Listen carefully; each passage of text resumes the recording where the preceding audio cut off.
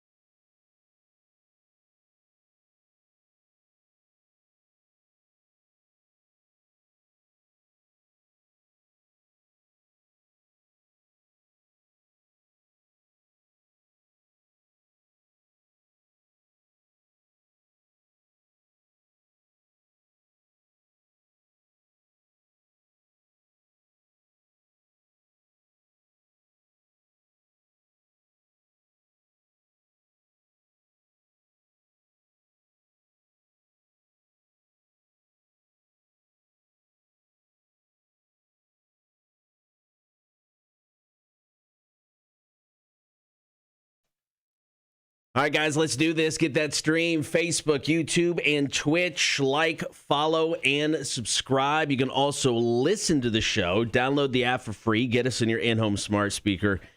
And, of course, you can check us out on the website, rock1061.com.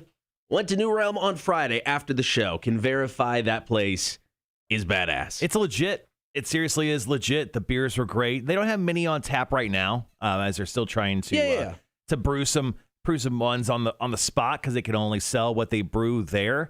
But they got some good selections. Now, Mitch Steele, who was in on Friday for Beer for Breakfast, said the mac and cheese is phenomenal. You went back, you got mac and cheese over the weekend. Does it live up to what Mitch Steele said? It is really, really good. So Okay. I went and got the Asian loaded fries, which I got on Friday, which were phenomenal. Yeah. And then I got the mac and cheese, and it is so good, man. So good. The food is 100% verified, like Rotten Tomatoes, but it's legit. It is just not fresh. It is legit. That's how good it is. So you can check out New Realm downtown. Say hey to Mitch when he's there. I think he's going to be here quite a bit. Yeah, he said he's going to come like every other week, essentially. He'll be here helping brewing and doing all sorts of other stuff. The rest of the weekend, I just avoided rain. Yeah, I think all of us avoided like leaving our houses because it didn't seem exactly busy when I did leave my house on Saturday for like an hour. Yeah, Saturday was crazy, man. It was some of the worst rain I've seen in forever. The lightning. It's crazy. I was driving all night. I had to drive out to Richmond Hill to host trivia Saturday. Sat there during the entire thunderstorm. Then on the way home, I'm like, am I going to die? I mean, is Thor going to come down and kill me? Possibly. That's what I felt like. Possibly. It could have happened. And, of course, Mortal Kombat, which we're going to talk about here in just a bit. So it's a busy weekend. It's a busy Monday. Lots to get to. Are you smarter than a community college dropout? Brought to you by Rotten Little Bastard Distillery. Like I said, going to talk Mortal Kombat. We've got the drunk line. We've got Big Money Monday. We're taking your calls today. What's the most valuable thing you have ever found? And, of course, Got to get to about last night. A dude dating 35 women. Kudos. Seems like a lot of work. It's a lot of work, but the payout that he was getting sounds pretty phenomenal. Also, it looks like there's a new Captain American movie in the works, and UFC 261 was everything you wanted in its return to a live event. Possibly, I'm going to throw it out there, possibly the best UFC ever. Really? Yeah. All right, we got details coming up. Cotter and Marshall Show, Rock 106.1, Offspring, let the bad times roll. Morning, Gibby. Morning, Wanda. Thanks for joining in early. Yeah, I didn't even notice until I turned the camera on. What the fuck is going on with my hair? It's a thing today, man. Yeah. I don't know. I don't know. My wife tried to dye the mullet this weekend. It didn't work out very well. It's supposed to be blue and green back there. It didn't hold very well. But Jesus Christ, you're a little puffy today. I look like feathered. I look like fucking Conan O'Brien over here. Doing the string dance and shit. I hope everyone did their homework from the weekend. I watched Mortal Kombat 1. I know you did. We talked about it a little bit. Gibby, I'd hate to have to fail you out of Cotter and Marshall School, so I hope you guys, I hope everyone watched Mortal Kombat. Morning, Jeremy. Thanks for sticking around, hanging out.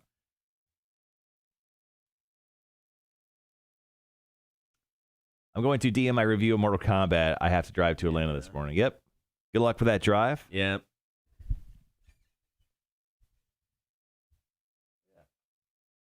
Should feed the fish. Morning. I assume it's bad to start Monday off with burnt. Oh yeah, you should definitely not start the week off being burnt the fuck out. Make for a long week. Long week. I know Charles had a hell of a weekend. He said he was in Macon on Friday for his kids' thing. Yep. And then, she had prom. Oh, saw a bunch of weird prom pictures this weekend. My oldest went to prom all 4 years. My youngest never went. She's like, I don't care. Don't care. I'm like, all right. You do you. Doesn't bother me.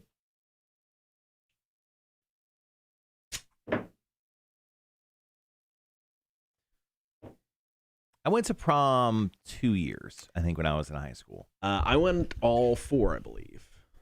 Yeah.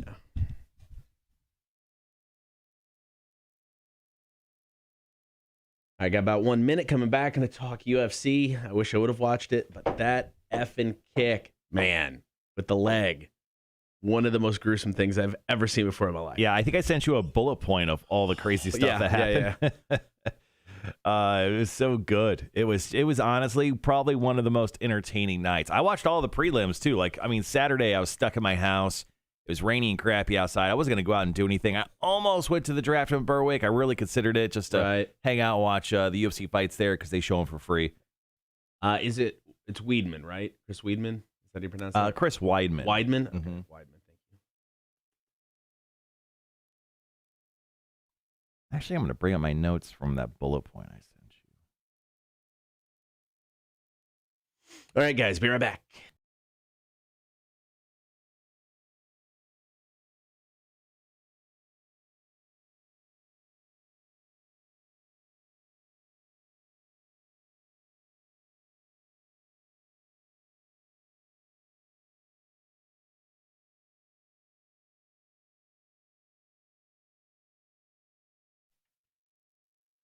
Thanks for hanging out here your Monday morning. Get that stream, Facebook, YouTube, and Twitch. Let's jump into About Last Night. Story number 1. Got to talk UFC 261. I had trivia Saturday night, and I almost stopped by the draft room because you had mentioned maybe watching the fight at the draft room on Berwick. And I'm like, I'll swing by and see if Marshall's there. But the rain was just too crazy. It's like, screw it, I'm just going home.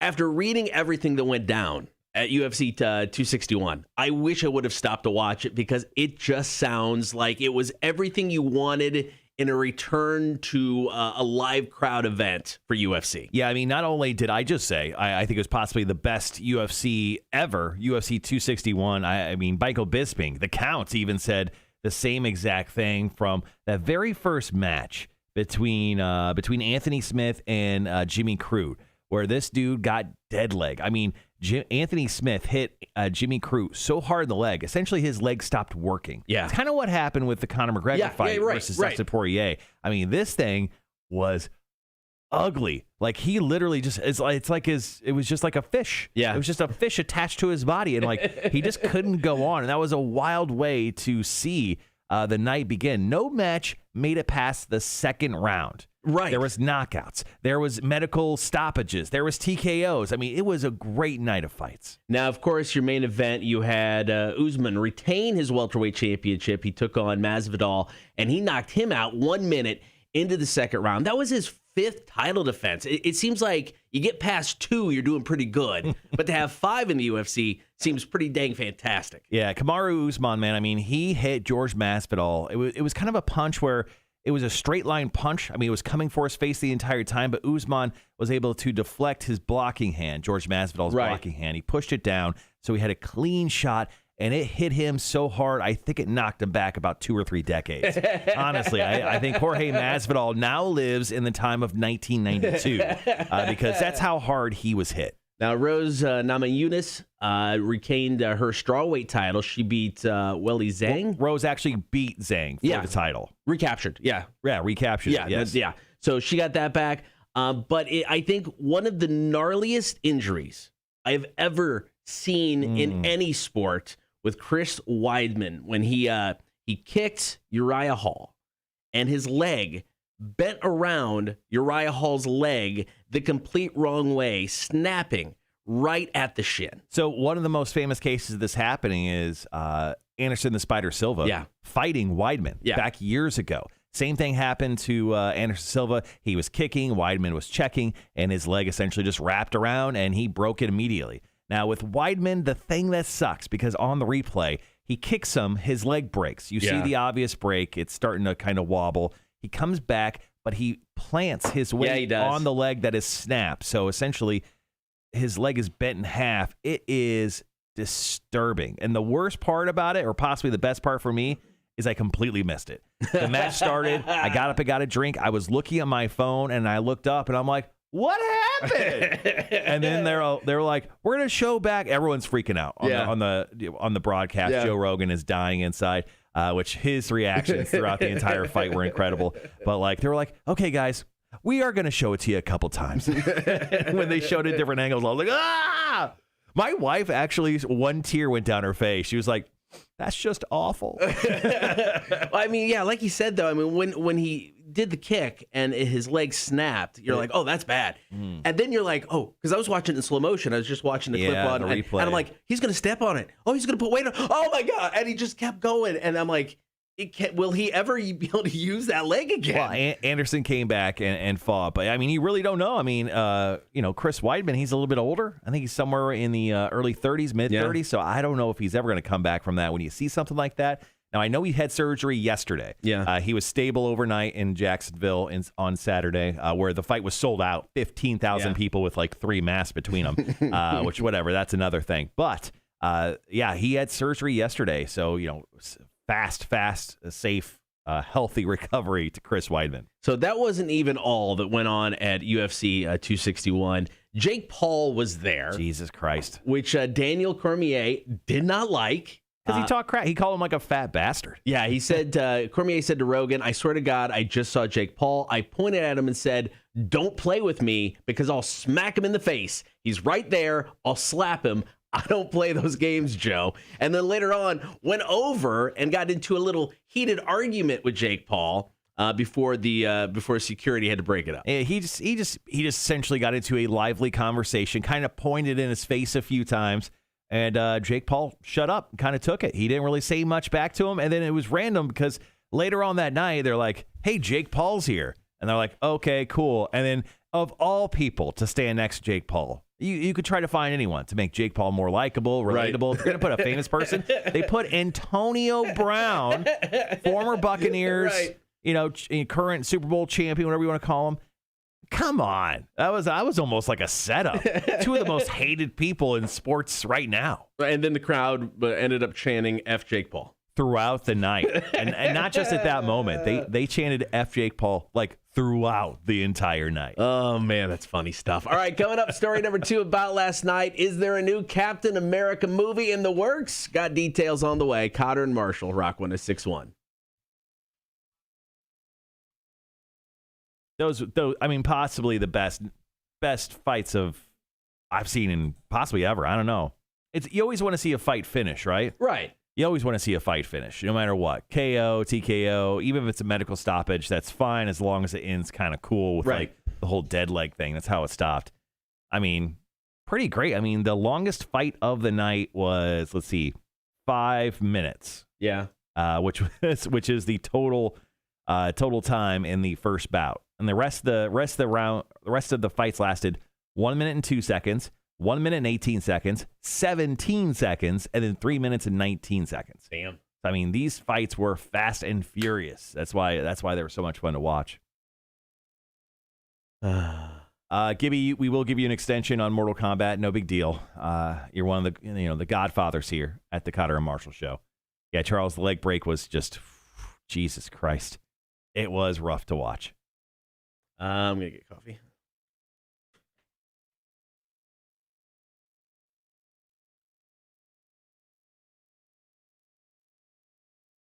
Yeah, I went to the movie theater as well, Jeremy. I went to the IMAX over in Pooler to check out Mortal Kombat on Friday. Pretty cool stuff.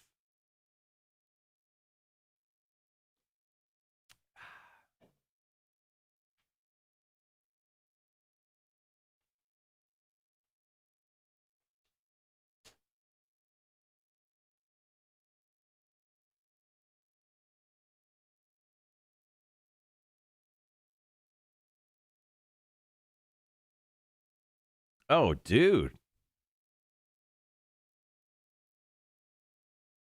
Hell yeah, dude. That looks awesome, Gibby. Gibby just shot me a text message of his finished kitchen. Looking sick. Maybe my stomach turned as bad as when Sid Vicious broke his. Yeah, dude. I'm telling you, that was crazy to see, and thankfully I missed it, I guess, in real time. Thankfully, I guess. I don't know. Sitting drinking in my house, having rum drinks on Saturday night, because it was wet outside. So yeah, I happened to look down my phone for something. I mean, that just started. You're like, this thing's gonna go on for at least a little bit. 17 seconds in, I'm like, what the hell did I miss? And then when I saw it, I was like, it was disturbing. The end of that Weidman fight.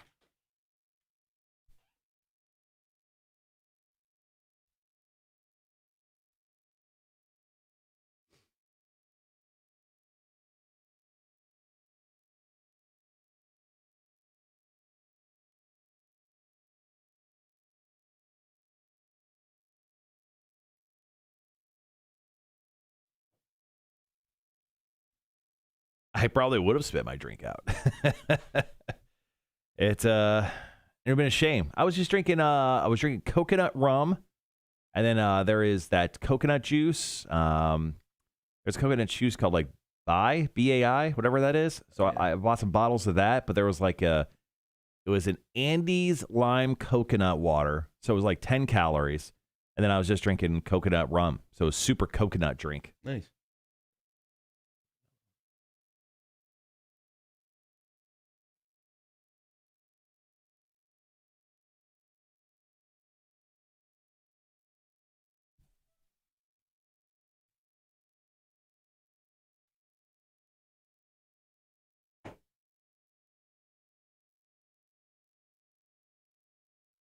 I played a bunch of video games on Saturday because it was rainy as well. Played Sackboy for 2 hours, possibly. Got through world number 2. Nice. Yeah, I wrote a lot of trivia, a little bit of show stuff.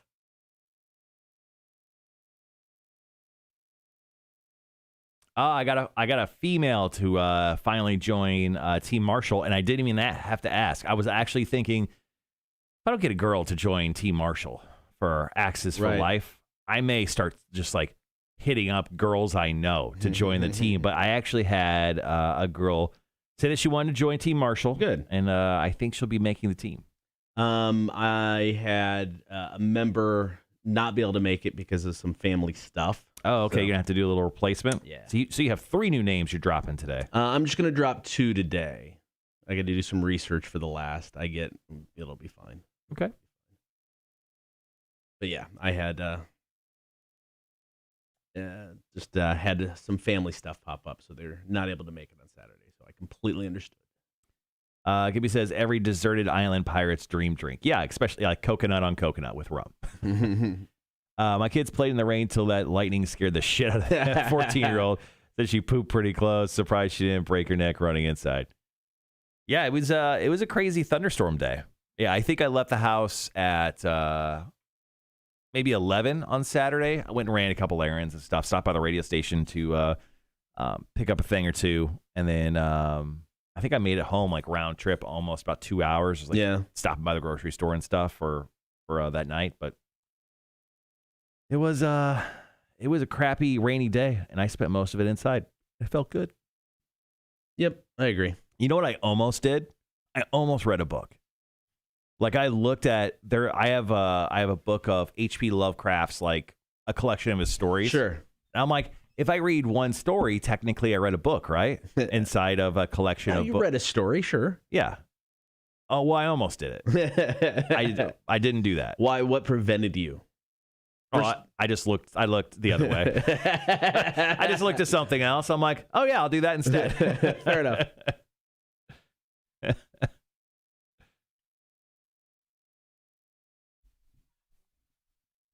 But it almost came to that this weekend, which is crazy. I almost read a book. So that happened, guys. That shows you how crazy the weekend was. Marshall almost read a book.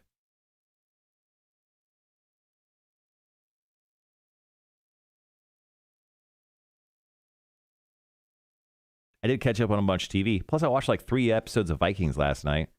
I found out that our sales guy, John Cabrera, he's a huge Vikings fan. Apparently, I see that. Vikings, obviously, the run of the show is over with, and they auctioned off like a bunch of like set props and everything. He bought a bunch. Oh, really? Yeah. So I don't know how much money he spent. I'm guessing quite a bit of money, but this stuff usually isn't cheap. He bought like 4 or 5 items. One of them being like the coffin lid of like the main character. I'm like, I feel like that probably went for a good penny. Whoa, $couple $1,000. So yeah, found out that he was a big fan of us. So that's kind of cool. I've never talked to him about it, but I just found out over the weekend. He's a big time Vikings fan. I'm on season 4, episode 5. And season 4, 5, and 6, they jumped the episodes from 10 to 20 per season. Oh my God. Yeah. Ugh. No offense. Good old History Channel. I know usually those longer seasons are never good for anyone. 20 episodes? Holy shit. Yeah, that's excessive. Yeah. Wanda says, we also brought out the Xbox to play some Mortal Kombat. I broke down and renewed my membership. Nice. All right, guys, be right back.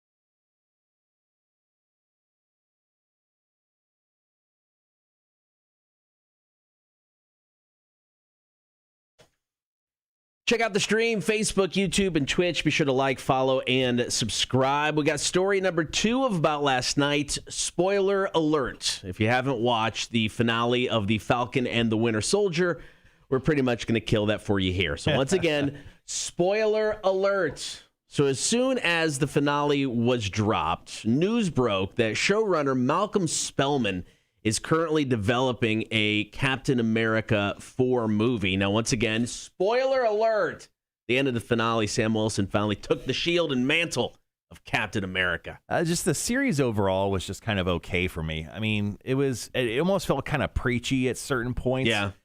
Just with its overall message of, a black man taking the mantle of Captain America, which is what happens in the comic books, right? Yeah. So Sam Wilson, Captain America dies in the comic books, and Sam takes up the mantle, and he's like a mixture of like the Falcon and Captain America. Makes sense. I mean, that's kind of how this series runs. Once again, spoiler alert, sorry that happened to you. If you haven't caught yourself up to the Falcon and the Winter Soldier, which at the end of the series it says Captain America and the Winter Soldier. So I could see this. I thought it was going to continue on as like a series. I'm like, we're going to get a couple seasons of this. That's kind of cool. I mean, I like to see them do a couple different things, but another Captain America movie, I mean, I wouldn't call this Captain America 4. It has to be called something else. It has to be like subtitle like Captain America, the deadliest catcher, whatever they're going to call this thing. No, I agree, because, I mean, it's not, I mean, technically, yes, it could be the fourth Captain America movie, but it's not going to feature Chris Evans. So, I mean, I agree. I think they kind of have to rebrand it a little bit. Mm-hmm. And I don't know. It's like, is it too soon to jump back in? I know it's a different character playing the role, but to me, it's like, let it breathe for a little bit, guys. You know, you're introducing a bunch of new characters. I don't know. Give me the newer characters and the newer stories before you go back to something like that. Yeah, as long as they can push this off a couple years, then I'll be ready. But I mean, if they were trying to push this thing out for like next year or something, I'd be like, nah, I think I'd be good, man. I mean, everyone still holds, Chris Evans, portrayal of Captain America, I think so highly. I mean, why mess with it right now? And there was those rumors back in January that he was returning to the MCU. Mm-hmm. I mean, if he does, I'm guessing it's not this movie. It's going to be some weird alternate timeline, multiverse. I mean, there's the rumors that he could come back as the Hydra Captain America, which would be kind of cool and different. Well, he just came back as like the old man Captain America and just kind of like walked, like strolled to every fight instead of ran. It'd be like Yoda in the prequels where he, stumbles up and then drops the cane and kicks ass and then picks the cane back up. That's what it'd be like. I'd be down for that. Yeah. Old man Captain America. Saving all that energy. It's finite. All right, we got one more story to go and about last night, and it's a story about a guy who tried to date 35 women at the same time, all for the gifts. Got the story on the way. Here's Sponge and Plowed, Cotter and Marshall Show, Rock 106.1. I think it was more than tried. I think he succeededly dated a bunch of women. So I read that he was arrested. Yeah, for fraud or something, which is very bizarre to me. Is it because, I don't know. Seemed weird. Jeremy, thank you so much for dropping in your story for the call-in today. Speaking of everyone on the chat right now, or everyone watching the live stream, thank you first and foremost. But we're doing our call-in segment today at top of the 7 o'clock hour, as we always do. What's the most valuable thing you've ever found? Charles, I know you have a story for a guy who's worked on houses and done all the stuff you've done in your life. Tell us, what's the most valuable thing you've ever found? And the rest of you as well. Gibby, Jeremy, once again, thank you for dropping your story. Everyone else kind of hanging out this morning. Drop your story into the chat. You can also text it to us if you want, 1-800-394-1061, if that's easier just to do it on your phone. But once again, let us know, what's the most valuable thing you've ever found? Got a ton of great stories on our Facebook page last night, but we're going to share those here in just a little bit.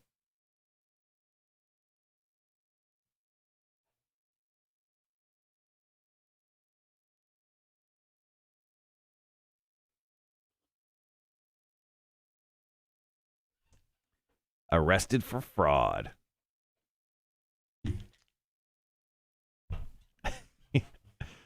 I love how he got arrested. Serial dating 35. We didn't kill him.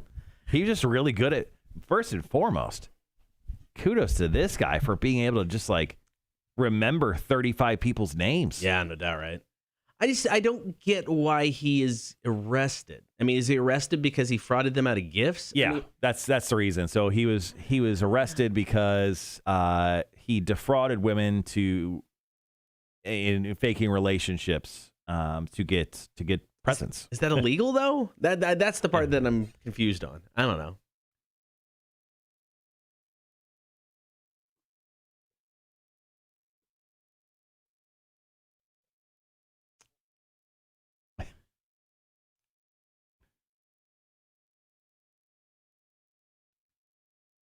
I mean, it's good for him because he changed his birthday all the time. It's like, oh yeah, Yeah, right. different girl, different birthday. He was maybe he's addicted to birthdays. Maybe he's addicted to singing "Happy Birthday" to himself. Happy birthday to me, hey.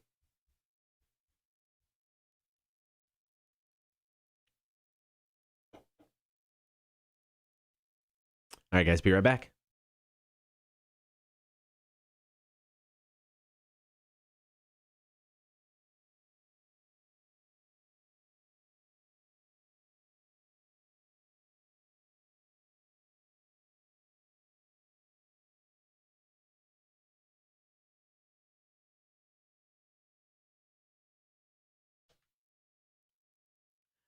Good morning. Thank you for hanging out. One more story to go in about last night. So there's a 39-year-old man in Japan, and he managed to get into relationships with 35 different women at the same time. Wasn't in it for the sex. Didn't want the emotional companionship. Wasn't anything about insecure about his own handsomeness or charm. But he was just in these relationships because he wanted presents. It's incredible. He's addicted to birthdays. He's addicted to gift giving. He just loves Christmas.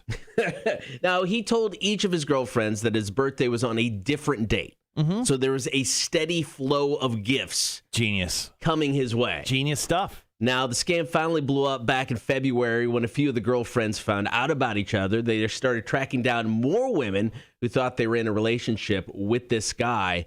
And I don't know. I mean, yes, he got a lot of gifts, but it doesn't seem it was that lucrative. I mean, the value was around $1,400 for all the presents. Yeah. So, I mean, these are very new relationships. These ladies weren't able to or weren't willing to spend big dollars. But how much of an ego boost, first and foremost? 35 women at the same time. I couldn't do it. I mean, he had to have been getting some action from some of them. Maybe not all of them. You would think. Some of them. You'd think something was going on with some of them, yes. Kudos to this guy's libido. But here's the weird part. He's now facing fraud charges. Just a question, morally what he did, yes, wrong. Did he do anything illegal? I'm confused by this. You're saying what this guy did was right? No, morally it was very wrong. But is there anything illegal there? I mean, I don't think so. But apparently the law thinks, at least over there where he's from, Japan. Yep, that's it. They obviously have an issue with it. I mean, it's only $1,400. How long can he actually be in jail for?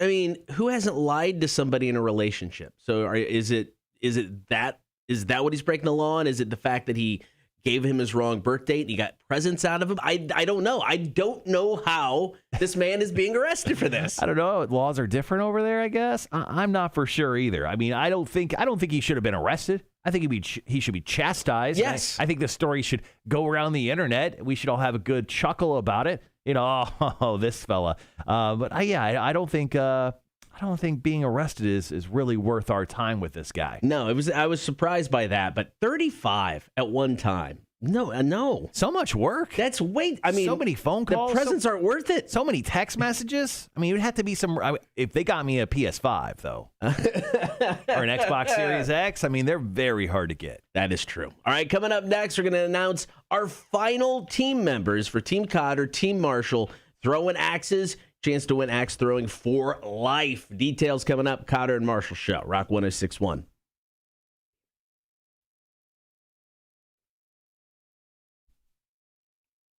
That's what I was saying, Juana. Definitely getting more than gifts. That's why I was like, kudos to this guy's libido. Can you imagine? Oh, I gotta have breakfast with Shanda this morning, and then and then at lunch he's like, he must have been full constantly. All the breakfast, dinner, lunch dates. Oh, this dude should have been 700 pounds.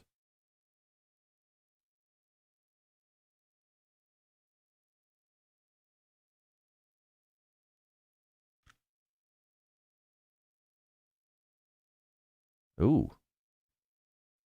Got some good stories in for our column this morning. Jeremy, Gibby, Charles, thank you for dropping in your stories. Cool.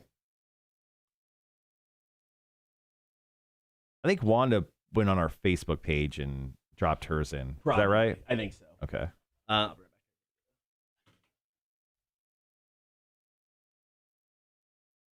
Cotter's getting his steps in this morning.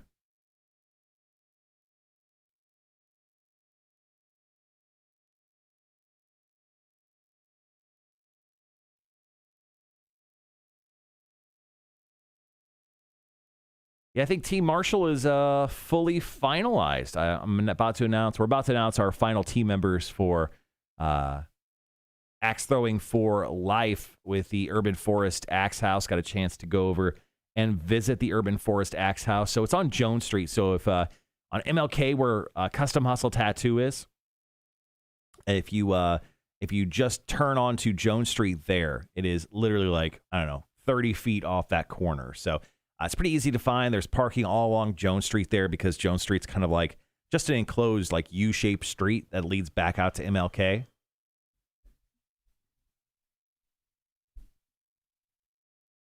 But really, really looking forward to it. And yeah, my team is officially official.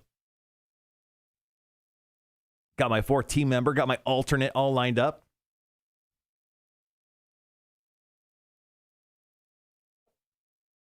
For the most part, got our games lined up. I got to figure out what game we're going to play for round number 2. I'm going to switch it up, but they were really cool about the whole thing. That meeting, yeah. Yeah, good.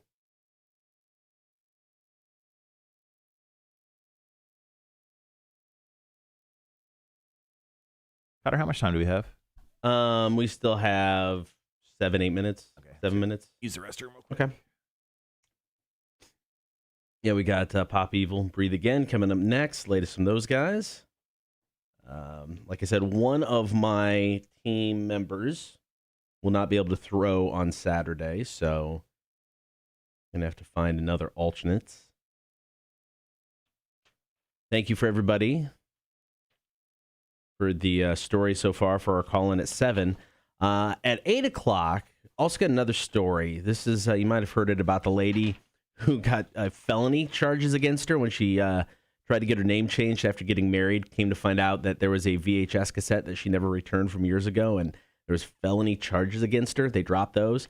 So going to tell stories about how we've broken the law, even if it's just minor. I mean, she took or didn't return a VHS cassette from years ago and was charged for that. So if you got any stories about breaking the law, hopefully the statute of limitations is passed and you'll be fine. But if you want to share some stories, feel free to do so.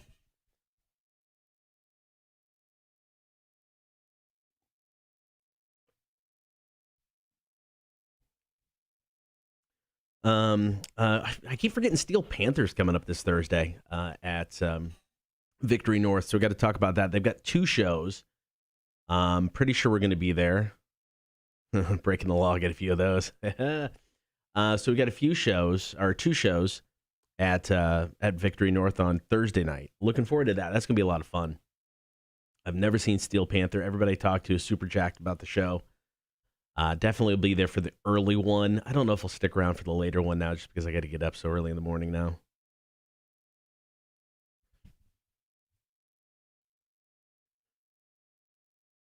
Right.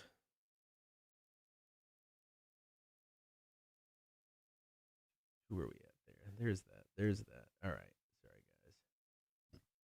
Still trying to figure today out. Mondays always suck. It's so stereotypical, but true. All right. Yeah, we still got about 3 minutes. Haven't hit the song yet. Coming out of that, we'll talk our final members of our axe throwing team.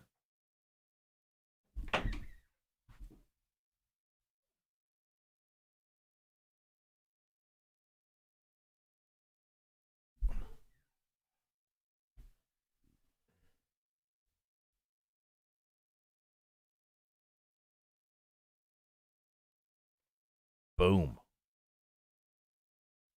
So when I was sitting down in New Realm yesterday, I got into a conversation with John, the bartender, and he's going to come in today, 11 o'clock, for Tales from the Bar. Oh, I mean to ask you, can I get the Tales from the Bar audio? Uh-huh. I'm just going to do like a single image, or a couple images probably, and create a video so we can do a Tales from the Bar series on YouTube. So if I can create that, and I can show hospitality people what it sounds like. Sure. And then hopefully get more hospitality people in. I mean, we can always, from here on out, we can record it on video too if we want. Yeah. Yeah.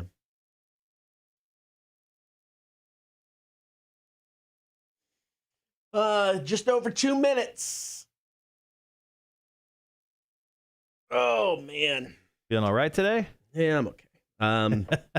You dying? No. You're back out again? No. I got the second shot on Saturday. Oh, okay, yeah. For the most part, I mean, I was fine. I had a little bit of a headache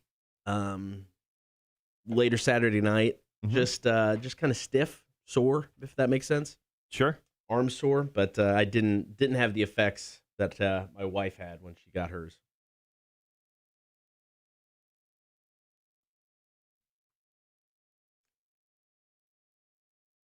So I failed myself. I didn't work out at all this weekend, even though I was essentially reined in and had every opportunity to do so. Sure. I chose not to, just like not reading a book. So obviously a big successful weekend for myself. But I did. So we have like one of those Theraguns, like massage gun type things. So my wife's like in between her shoulders was killing her last night. So I for like 30 minutes straight, I used a Theragun in between her shoulders. And she's like, "Do you want me to get your back?" I'm like, "Yeah, that sounds great. It sounds great." And like now I'm being a big bitch because like in between my shoulder blades, like she hit a spot like on my bone that I'm pretty sure is bruised. Like it like fucking hurts. So I'll complain about that. I'm there with you, man. I am also sore and stiff. Yeah, for other reasons. I know those bands aren't going to work themselves, Charles. Trust me. I'm going to work out today as soon as the show's over. The great news is like from yesterday's lunch at New Realm. I mean, it's such a big amount of food. Yeah. Like we ate half of each dish combined between my wife and I. So I already got my food lined up for today. Lunch is already made. I'm going to go home. I'm going to work out and I heat it up and then I'm taking a nap. Nice. Somewhere in that order. I don't know. We'll see how that order goes today. Dory Marshall, I didn't put my stuff together. I did get the rest done. Oh, nice. Sometimes top 5 stuff goes over from week to week. No, 100%. All right, guys, be right back.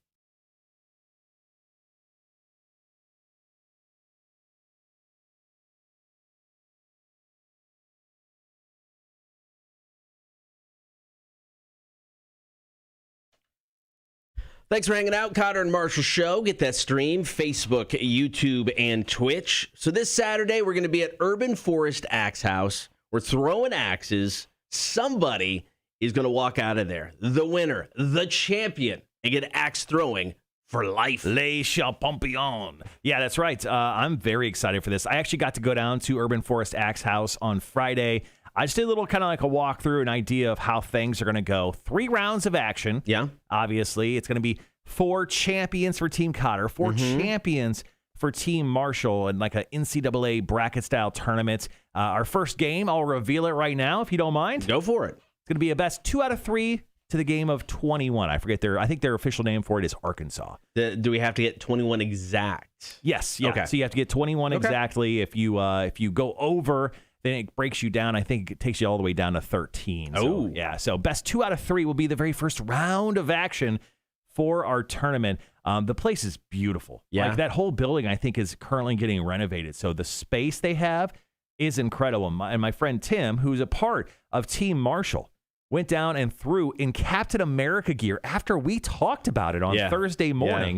Yeah. And I actually posted a picture from his throwing session on our Instagram page. So make sure to follow us at Cotter Marshall.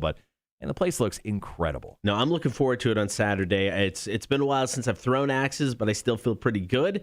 I feel good about Team Cotter taking it for the win. Okay. And I did have one member have to back out.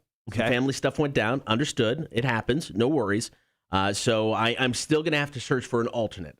Okay. I wasn't prepared to make that announcement today, but I am prepared to announce my final 2 team members that will make out the 4 before we get to the alternate. Okay, go ahead. We've got Kayla Gibson. Nice. Kayla Gibson. Congratulations, Team Kayla. Cotter.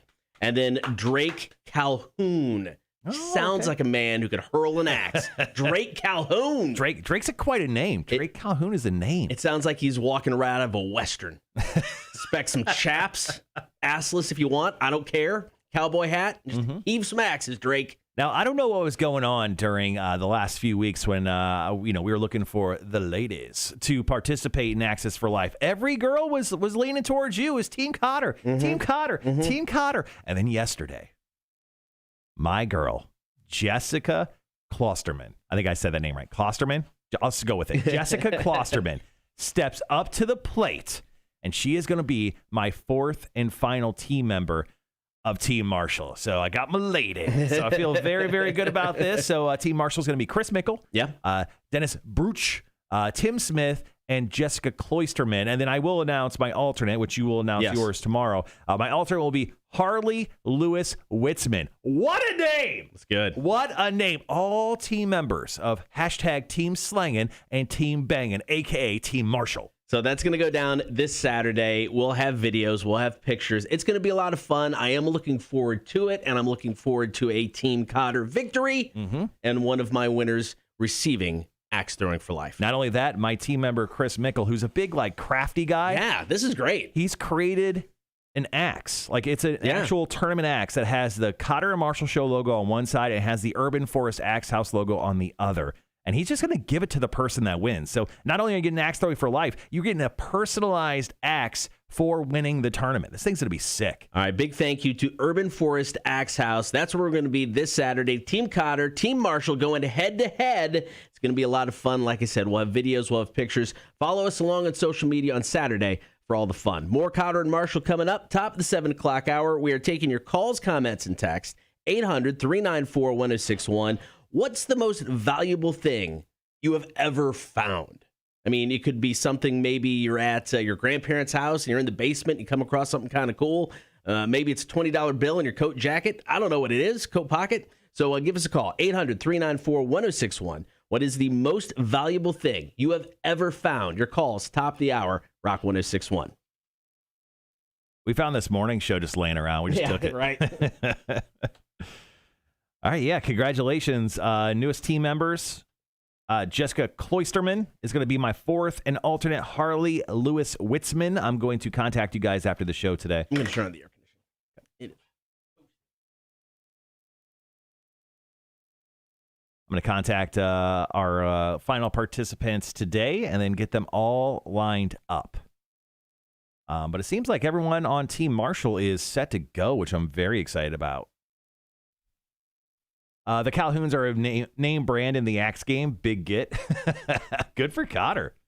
Good for him. I feel like I got some true warriors on my team. But it should be fun. I don't care. I don't care who wins. But I am very excited just to see someone walk away with axe throwing for life. So Travis Jowden, however you say your name, Travis. Sorry about that. The Calhouns are a name brand in the axe game, Cotter. Oh, big get. I like it. Big get, says Travis. So like congratulations.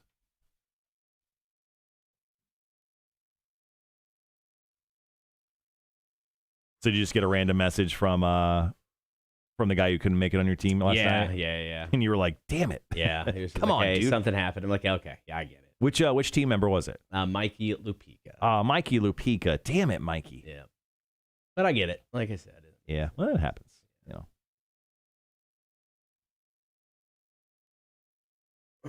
Family's there to ruin your life and make you feel bad, just like my mom does. So that's true.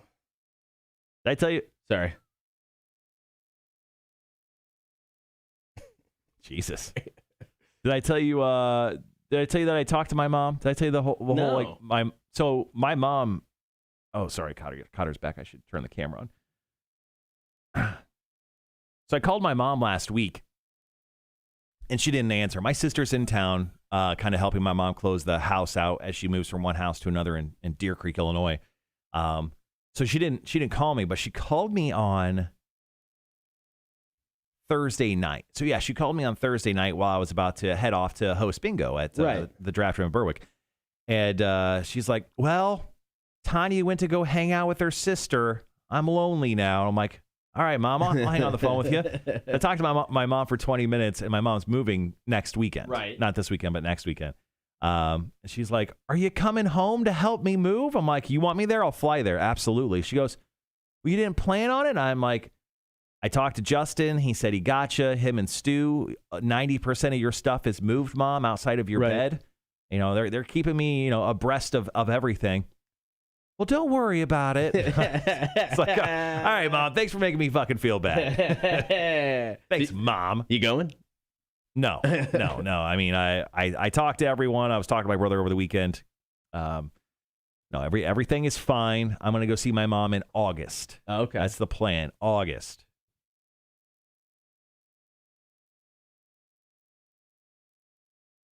Megalodon tooth, $400, and I lost it 3 years later. Damn it. Oh, shit.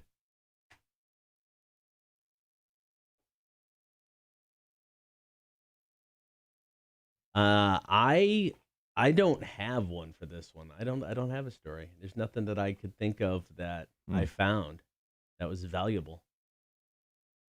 Morning, Bob. Yeah, I'm trying to think of anything that I've found. Oh, when you posted this yesterday, or when you told me about it yesterday, I'm like, I don't know if I really have anything here. But the great thing is we have so many great stories from people. Yeah. Thanks for doing all the heavy lifting today, guys. We obviously didn't want to work on this one. Yeah, that megalodon tooth. Holy shit. This is based on that story, though. So, what do you want to set up the story? Yeah, I'll give the story. Let's see, where is everybody's here? Comments. Oh shit.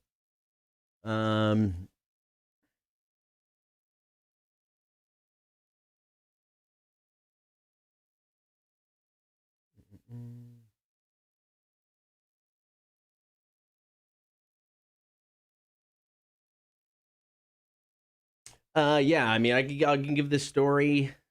You want to? Yeah, I'll take it from there. Do a couple or yeah, one or break two, out the story and then we can hit Facebook when we come back. What I could do is I could hit up Charles. Charles has like kind of a two-parter. The second part's short, and then I can hit up Jeremy's. Did you already talk about Mortal Kombat? Watched it this weekend. Really liked it. No, we haven't. We're going to talk about it at the bottom of the 7 o'clock hour. So here in about, 35-ish minutes. Right now, we are taking your calls, comments, and texts about the most valuable thing you've ever found. So wallets, rings, necklaces, diamonds, cash, someone's eternal soul. I don't know. But once again, if you guys have any stories that you want to drop into the chat today or even text us, feel free to do so. What's the most valuable thing you've ever found? If you want to lie and say, oh, I totally returned it, you can. No one's going to judge you, although you didn't.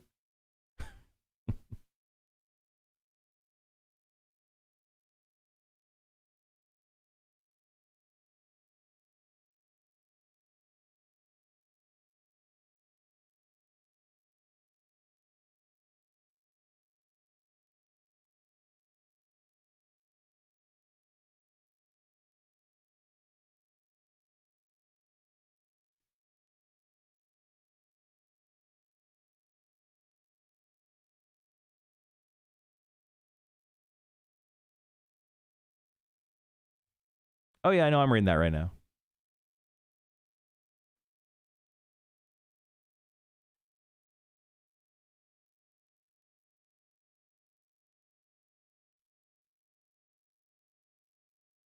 It's $2,000. Not worried about that. But anyway, yeah, we'll talk about Mortal Kombat here at the bottom of the hour. I really liked the movie. I went and saw it in IMAX on Friday. It was a lot of fun. I know a lot of people watched it at home. My brother even was texting me over the weekend about it. He's like, how do they even do a sequel? I'll explain his comments later on this hour, too. Bob, I bet you have a great story. If you're still hanging on the chat, let us know. Let us know what the most valuable thing you've ever found is. You're a man about town. You probably found something cool at one of those Sand Gnats games when you were being, part of the dance crew or whoever the hell you were. I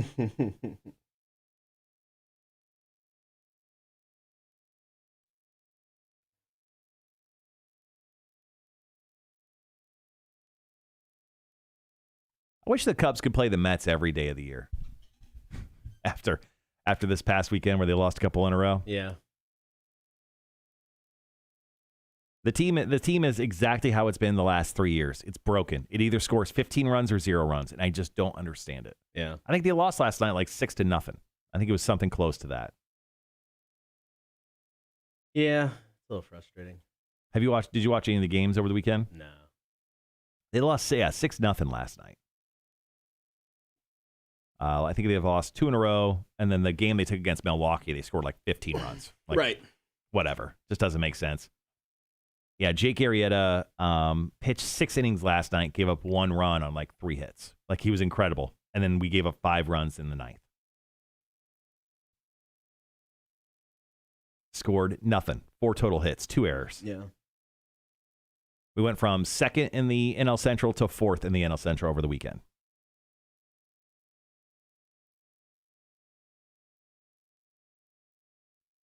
Gross.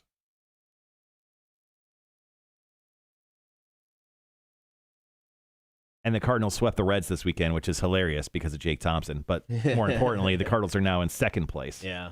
Which I don't like at all. Red Sox are doing really well.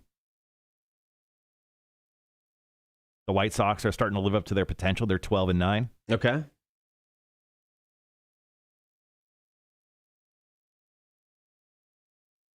And outside of the Dodgers, guess who the best team in baseball is? I have no idea. It's a tie between the Oakland Athletics Holy crap. and the San Francisco Giants. Yeah. Both teams are at 14-8. Wow. Okay. Yeah. Dodgers are going to win again this year, man. I hope Dodgers Red Sox would be a hell of a series. I would love to see both those teams just because they're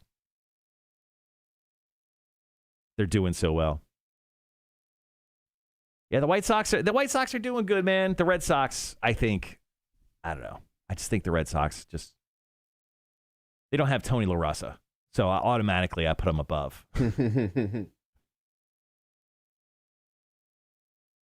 Is your coach an old drunk? He isn't. You're going to go far.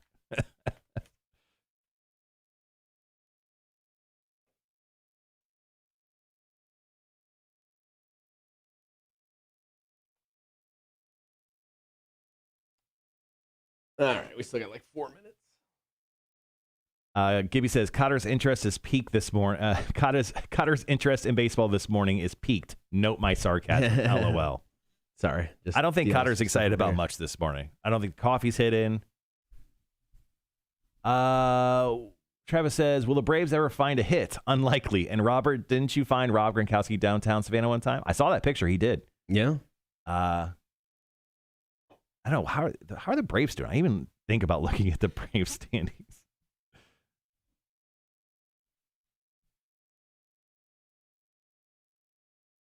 Coffee. Yeah.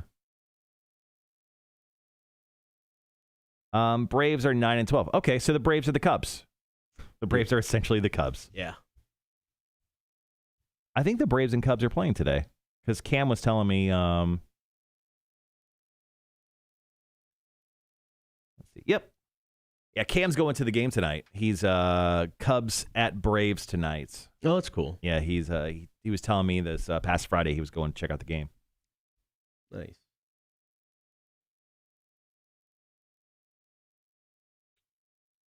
I don't know why. It seems like the Cubs never play the Braves during the weekend, ever. I know, right? I would love to go up for a game, but... Yeah. I'm trying to find a weekend. I think I may find a weekend like in June to like just go up to Atlanta and just check out a game real quick and come right back. Yeah. I haven't been to a Braves game. I feel like I haven't done anything because of obvious reasons for a year. What's the plan for Thursday with Steel Panther? Are we there? I mean, yeah. I mean, it's not like not like a table or no. tent or I get anything. that. Yeah, stage announcements. I haven't talked to. Oh my God, Preston. I haven't talked to Preston this week, but okay. Yeah. I mean, our talks were we would do stage announcements. Okay. Or stage announcement, at least on the first show. So we can talk. I'll talk to him about it. Figure it out. But yeah, my plan was to go to the show. Yeah, early show. Yeah. Oh yeah.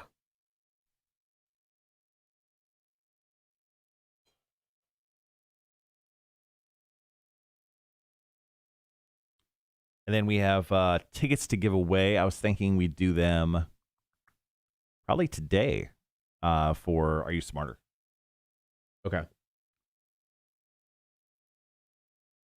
But they only gave us 2 pairs, so it's not like they gave us a shit ton.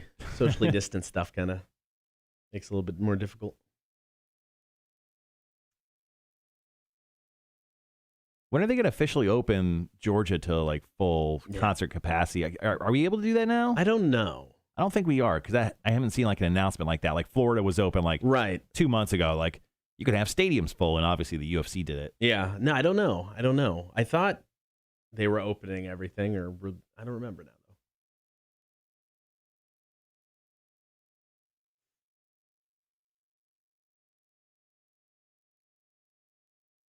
All right, guys, we're 60 seconds away. Once again, thank you for dropping in your stories for the most valuable thing you've ever found. We'll go ahead and share some of your stories that you shared with us this morning coming up in just about a minute. If you have a story that you want to share, once again, on the most valuable thing you've ever found, whether it be with a metal detector or just like walking down the street in a parking garage, at a McDonald's, some of these stories, at a Crystal's, a lot of fast food finds. Yeah, please go ahead and drop them in the chat this morning or text us. Speaking of, I need to look at the text real quick. I think Salsa Mark hit us up. Oh, did he? Cool. Yeah. He's one of the best ones via the phone.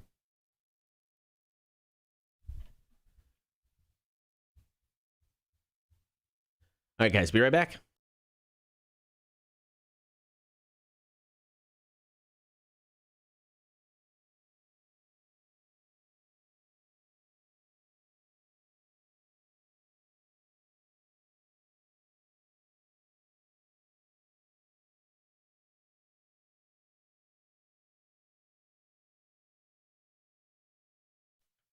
Good morning. Thank you for hanging out. We are going to take your calls, comments, and text this hour, 800-394-1061.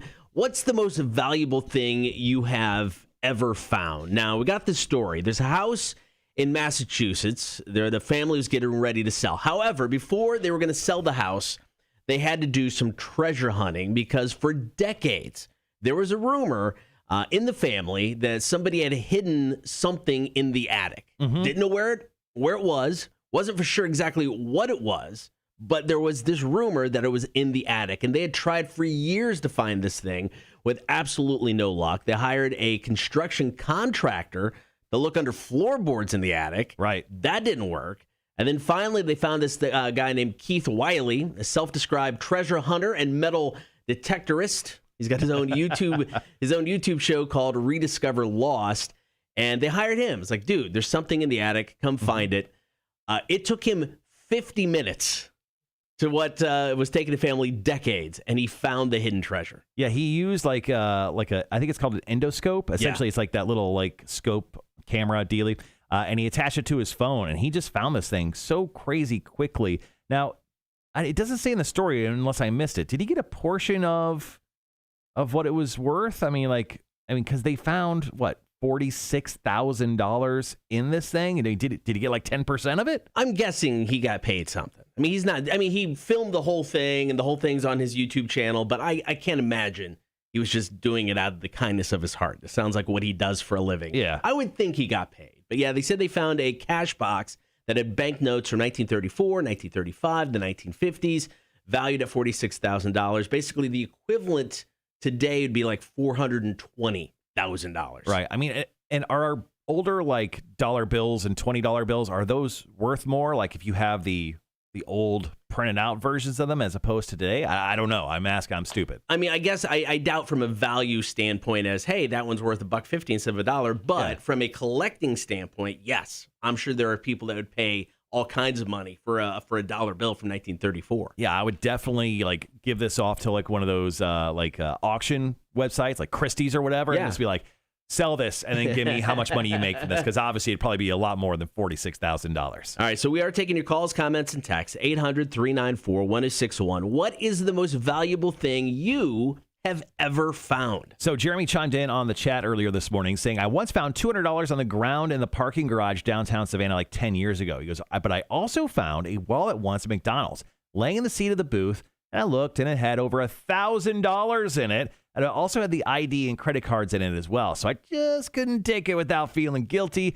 and knowing it would be wrong. So I waited, and sure enough, he was back looking for it, and I gave it to him. So kudos to Jeremy there. Now, Charles also had a story. Okay. Now, Charles, he works on houses, does house construction stuff. He said he was actually doing a clean out on a rental and found a stainless .357 pistol. He gave it to the landlord to deal with. Don't know where that gun's been. He also said he actually stopped at a Crystal's for lunch one day, and there was a wallet in the booth, kind of like Jeremy. Yeah. Because he opened it up, and there was probably $1,000 in it. He looked at the driver's license, and it was his second cousin. What are the odds? What? He actually had the second cousin's phone number, called her up, and gave her back the wallet. So kudos to Charles and Jeremy. They're being great guys. All right, call, comment, and text 800-394-1061. What is the most valuable thing you have ever found? We got your stories coming up next. New Royal Blood, here's Typhoons. Cotter and Marshall Show, Rock 1061. I have the Megalodon tooth story that I can bring up on the next break if you want to kind of jump in with a couple of the stories there. We got Wanda's, Brent's, and the Salsa Mark story is good. I don't know if you've read. I haven't actually read it. Yeah, the text line was like a coin worth a bunch of money. So maybe do that one and then jump to the Facebook. Yep. And then I can bring the Megalodon one up, and that can kind of be the break, kind of like a three-peak. Sure. I'll chime in the middle. Okay. Perfect. So reset with the story. Yep. Do the text message. I'll do the short one on the comment, and then wrap up with Facebook. And then we'll keep any other Facebooks for the final break. Yeah, that sounds good. Travis goes, Mel Kiper versus Todd McShay, bare knuckle brawl. Who you got? Obviously, the NFL draft is this Thursday, Friday, Saturday. Yeah. I don't know, man. Mel Kiper. I listen to lots of sports podcasts. Mel Kiper eats a piece of pumpkin pie every night. Every night. Every night. He's a big pumpkin pie guy, apparently. Todd McShay's got the age. I don't know, the Mel Kiper balding coiffed thing he's got going on. Shit, I don't know. Give me Kiper. I just the savvy of Kiper. I think. I mean, he has talk about made a living off of one thing. One thing. And he had no experience. There was a clip that went viral over the weekend where the general manager of the Indianapolis Colts, I forget, it was like the 97 draft, maybe it was a little bit earlier. Yeah. They took a linebacker instead of taking Trent Dilfer, who went on to win a Super Bowl with the Baltimore Ravens. And the Colts were criticized for not taking a quarterback, specifically Trent Dilfer. And the GM of the Indianapolis Colts goes, I don't know who this Mel Kiper guy is, but he ain't a GM. He's never done this, And that guy got fired because he didn't get a quarterback. And the linebacker he chose didn't have a good career either. Right. So, yeah, it was cool to see Mel Kiper get brought up this weekend because I've never seen that clip before. That's funny. funny. He was getting roasted, but also at the same time, this guy never worked in football again 4 years later. What up, morning, Rhett? How you doing, man? Yo. What's up, everybody? Doing well. Rocking it this morning.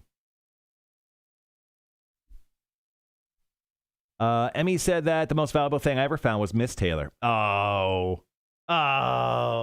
Bring it. Wow. You in trouble or something? Is that what's going on there, Charles? Did you not pay attention to the wife this weekend, so daughter's trying to save you? It's a very chill Monday. I don't know. It's got about a minute. I don't know really what's going on for the rest of the day. Obviously, a bunch of work stuff got going on, but it's not too much of a crazy day for the rest of the day. I got to get a workout in. I like to mow the yard because of obviously all the rain on Saturday. My yard's exploded with weeds. Charles, she has my full attention. I bet she does. I bet she does.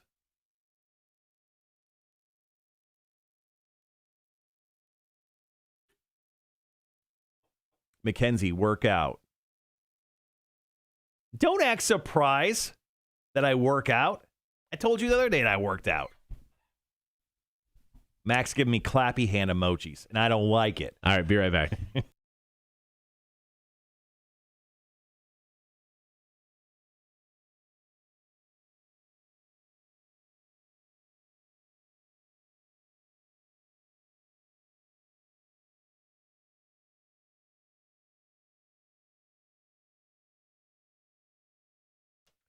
We're taking your calls, comments, and texts this morning, 800-394-1061. What's the most valuable thing you have ever found? There's a family in Massachusetts that had this house in the family. They're looking to sell it, but before they were going to sell it, they had to find a hidden treasure. For decades, it was rumored that something was hidden in the attic of this house, and they tried for years to find it to no luck. Finally, they hired a self-described treasure hunter. This dude took 50 minutes to find a cash box full of old banknotes and bills valued the equivalent today of over $420,000. $20,000. I would ask for 10%. If I was that guy, I would have been like, okay, I'll find it, but just so you know, I want 10% of whatever's in the box. I think that's fair. And it's a tough call on his part because that box could have just been filled with like old rags. But Right. yeah, it had $46,000 in it. We don't know how much he got paid, but I'm sure he got hopefully something pretty good. And if anything, he got great content for his YouTube channel, which obviously he can monetize and make a bunch of money off of. All right, so call, comment, and text today, 800-394-1061. What's the most valuable thing you have ever found? On the text, Salsa Mark said he was working on a house back in the 70s, and he found a coin in the soil. At the time, it's like, didn't think anything of it, threw it in his pocket. He took it to a guy that knew coins, cleaned it out. The coin was actually from 1870 and valued at $2,300. Oh, my gosh. That's great. Wait. Did you sell that? I don't know. He didn't say. Salsa Mark, hit us up. What happened to this coin, man? Yeah, $2,300. On the chat, we have two very small ones here. I just found another one. David says, I found a hearing aid outside of Darien Post Office. Some old lady was very happy that I found it. And also, Banana Fana said, a megalodon tooth was worth $400. I found it on the beach, and I lost it 3 years later. Damn it. We had Wanda hitting us up on the Facebook page, $250 in cash in a parking lot several years back. Maybe it was a sign because we sure needed to buy some groceries and we were counting pennies. It helped out so much. So because of that, I do my best to pay it forward in any way I can now. So that's a cool story from Wanda. Quick comment on the chat. Actually, Mac from Chicks on Dudes Mac, she just commented, Dad found dentures whilst fishing. Whilst? Like literally, whilst fish. How does her accent come through even when she's typing? I don't know. It's a miracle. All right, call, comment, and text 800-394-1061. What's the most valuable thing you've ever found? Continuing your stories next. It is the Cotter and Marshall Show, Rock 1061.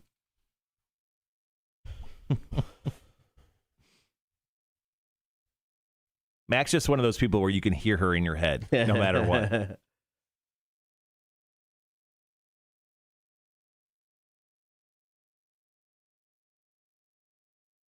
All right, guys, one last break. We're going to take, if you have any stories that you would like to share, please drop them into the chat or text us 1-800-394-1061. Once again, we're asking you what's the most valuable thing you've ever found. You've got how many stories left on there? There's two sizable ones and then a smaller one. Okay, do you want me to, I don't have anything really left on the chat. Okay. Except for your story, Gibby. Your story's good. Just found $20, so I'm going to go ahead and leave that one there.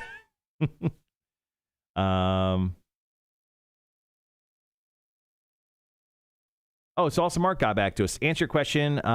Did I sell it or not at that point? I sold it in the 90s when I left for Florida at the time. And it was up to about $4,000. Oh, nice. I helped my move a whole lot better. It was hard to hang on to. I bet. We got another cleaning room. Found a bunch of scratch-off tickets left behind by the guest. Assuming they thought they hadn't won anything, but took it back, had to win $25.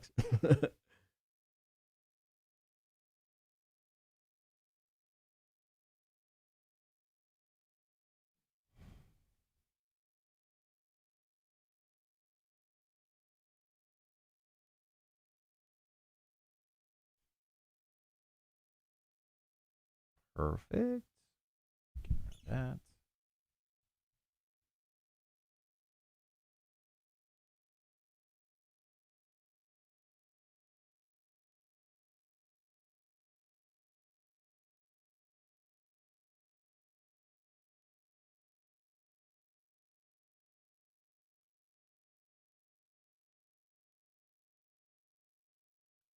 Sorry, I'm just checking to see if I shared our live feed to the show yet. I did. Boom. Look at me.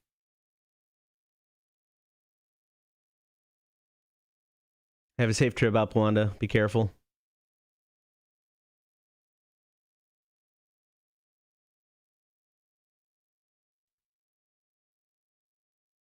Max says didn't find it, but didn't necessarily inherit it. Up for grabs. I have a wooden box with a lock that was used as a bomb booby trap in the war.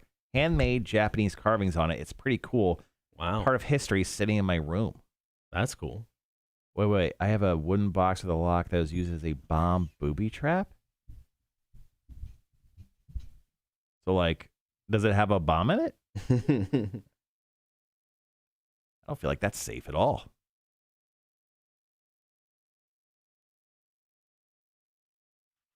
You watched Mortal Kombat over the weekend, yeah? Yeah. Okay. You like it? You don't. We'll get into it, but did you just like it overall? I did. Okay. I did. Michael Locklear says, back when I worked at a hotel, I was cleaning a room and found a bunch of scratch-off tickets that were left behind by the guests. I'm assuming they thought they hadn't won anything, but after looking at it, they had won $25. So I took the tickets to the store and got the cash. Nice.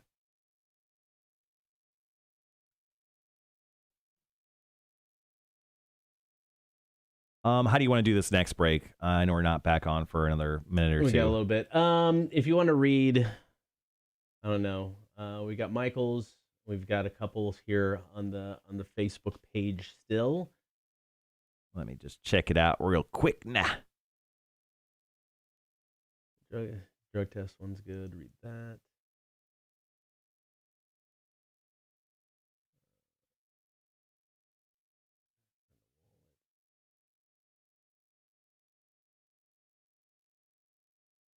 I could start with Brent's. If I start with Brent's, the lotto tickets one is just kind of funny. No, it's not a whole lot of money, but it was different. I can wrap it up with the couple up here. Forgot about Jeff's is at the bottom here. Not too bad. They're short.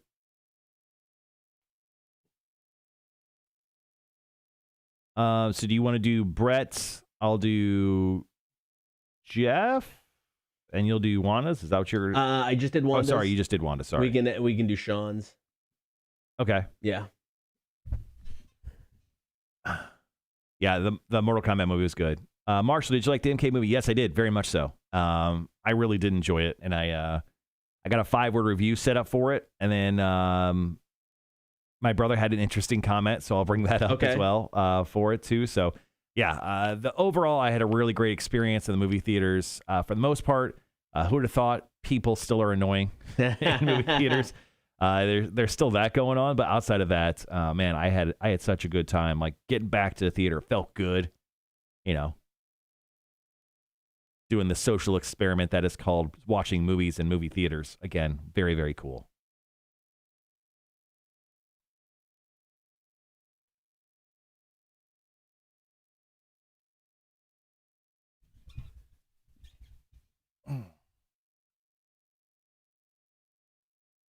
Oh, should we add to the days since last studio issue to 5? Oh, yeah, I think we need to. Okay.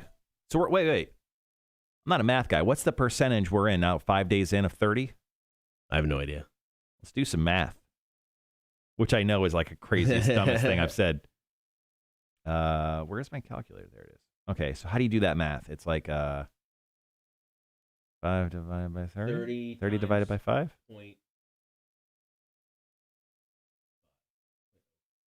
Don't you divide it?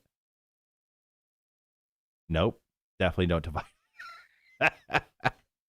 It is. No, you do. It's 5 divided by 30. Hold on. So 5 divided by 30. Yeah. And then you remove the decimal point, whatever. Yeah. We're like 16, almost 17% there, guys. There you go. Shit, we're practically there. Let's go buy the cake. All right, let me update it real quick. Just so everyone understands what we're doing here. Tim, the engineer, who put up a most heinous picture over the weekend. I don't know if you saw that or not. We'll talk about that later. Anyway, so Tim, the engineer, we have not had any studio issues to our knowledge for 5 straight days. That was all of last week. We're going to put it up on the board. Once we hit 30 days, we're buying Tim an ice cream cake, although he hates cake. And then we're inviting all of the Huzzah Horde, that's all of you guys, our hardcore fans, out to have a piece of cake with us. Or just the Horde. I don't know. Kibby said Huzzah Horde last week, and the more I thought about it, the more I liked it. All right, got about 2 minutes. One last break about most valuable thing you've ever found. Yo, check out that 5 I wrote. How sick is that 5? It's a nice looking 5. That's like the best 5 I've ever wrote in my life. Went to the cinema in Bluffton, and they had reclining seats with back warmers. Did you fall asleep immediately? Rhett Parnell goes, ask Siri to do that math. That's That's actually a good idea. Yeah, dude, we're like 17% of the way there. I feel really good about this. I like it.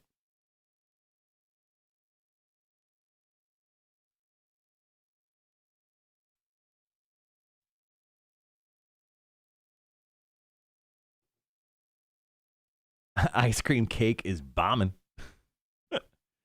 I didn't fall asleep, but damn, was I comfy. I bet you were, man.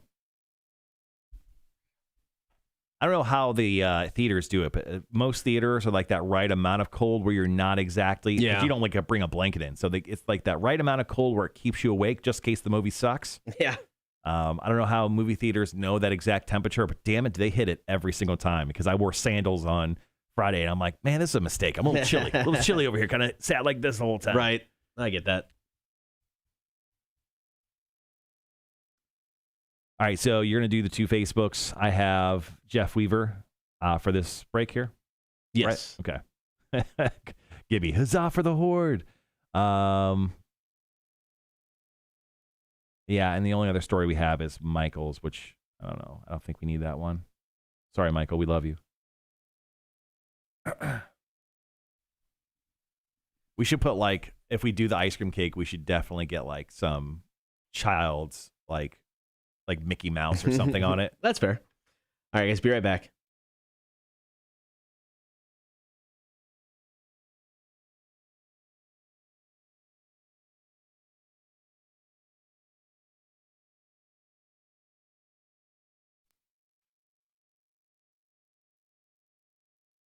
Thanks for hanging out this morning. We are taking your calls, comments, and text. 800-394-1061. What is the most valuable thing you have ever found? A family in Massachusetts had to hire somebody to come into their house they're looking to sell because it had been rumored for decades that there was a hidden treasure in the attic. Well, Keith Wiley took them all of 50 minutes to find a cash box full of banknotes from the 30s through the 50s, and the value of today, all those notes worth over $420,000. Not a bad haul at all. So on the Facebook page, Brent hit us up. He said, I accepted a new job. They sent me for a drug test.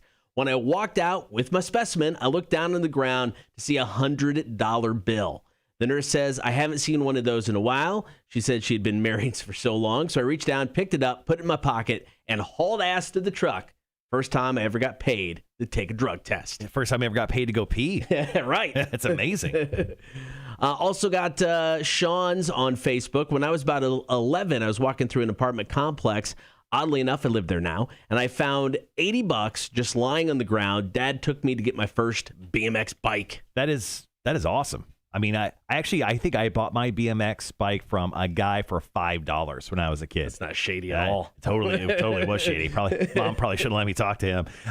Jeff Weaver on the Facebook page said, found a wallet with no ID, no cash, put it in my dresser drawer and forgot about it. A year later, I got it out because I needed a new wallet, found a slick cut into it, and $600. Nice. Yeah, that's a future gift to himself. Congratulations, Jeff. All right, keep those comments and texts coming. 800-394-1061. What's the most valuable thing you have ever found? Coming up next, got to talk Big Money Monday and Mortal Kombat. Hell yeah. Crowder and Marshall Show. Rock 1061, Black Keys. Russ, Bob, thanks for hanging out. I know you guys are kickball champions. No big deal. Feels good to have more champions in our lives. Thanks for hanging out on the chat today.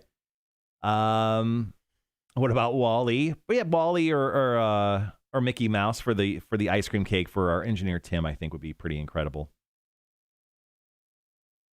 Cotter, just a quick heads up. This is the picture I was talking about, Tim. He went on to apologize for his outfit that day. That's on Facebook, unsolicited. A lot of plaid. He was plaided out from head to toe. Wearing high top whatever, Converse. Yeah. You could have been on that team. I know, man. I'm retired from the kickball game. I don't got nothing left to give to the kickball game. I've won 2 championships. That's all I got. I'm just gonna stick to my old man working out in my garage, sometimes playing one-off sports. That's the best I got for everyone. No one else needs to see me out there fail.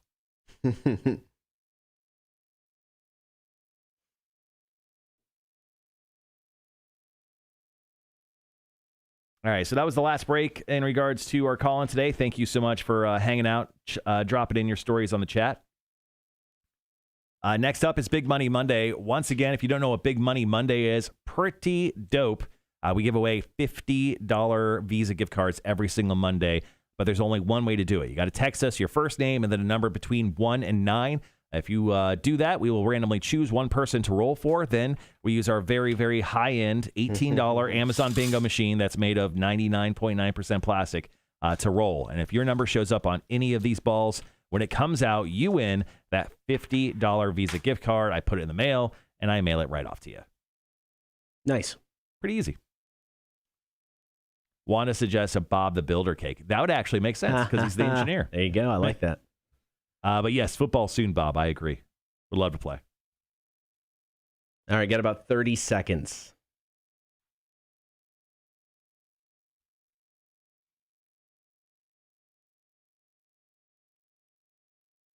Oh, and I didn't mention, I did post it yesterday. If anyone missed our interview with Mitch Steele from New Realm, I did put it up on the Facebook page just yesterday afternoon. It's on our YouTube page, so check that out. Man, it was a great interview. Mitch was awesome from New Realm. Plus, the new location is incredible downtown. Be right back.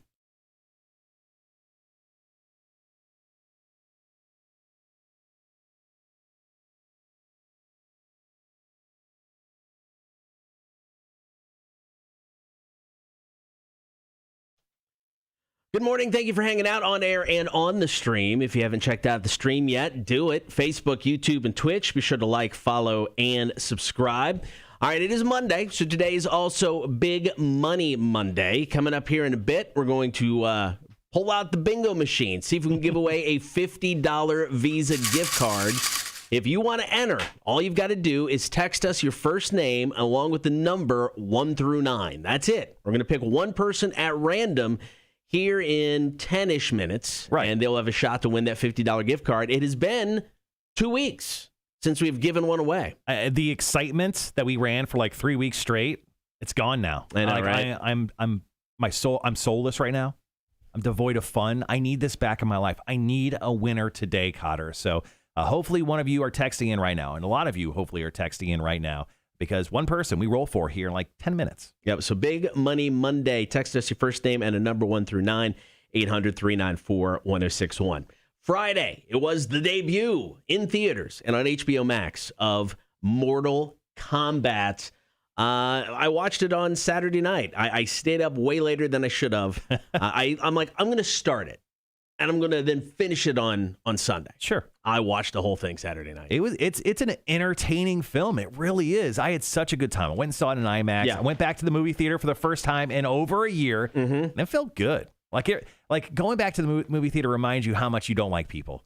Yeah. And it's just a good feeling to hate people again. Like, it just feels good to be near them and to hate them so closely. So a year passed, you go back to the movie theater, and people instantly fall into their old bad habits of theater going experiences. Yep. People who talk not the entire time, but they talk through the previews. You're like, I wonder if this person's going to shut up. So you have that worry in the back of your head going. Right. And then they eventually do shut up. But I mean, there was a person who was not a Mortal Kombat fan, pretending to be a Mortal Kombat fan. So every time a character would come on the screen, they would say the wrong name, right?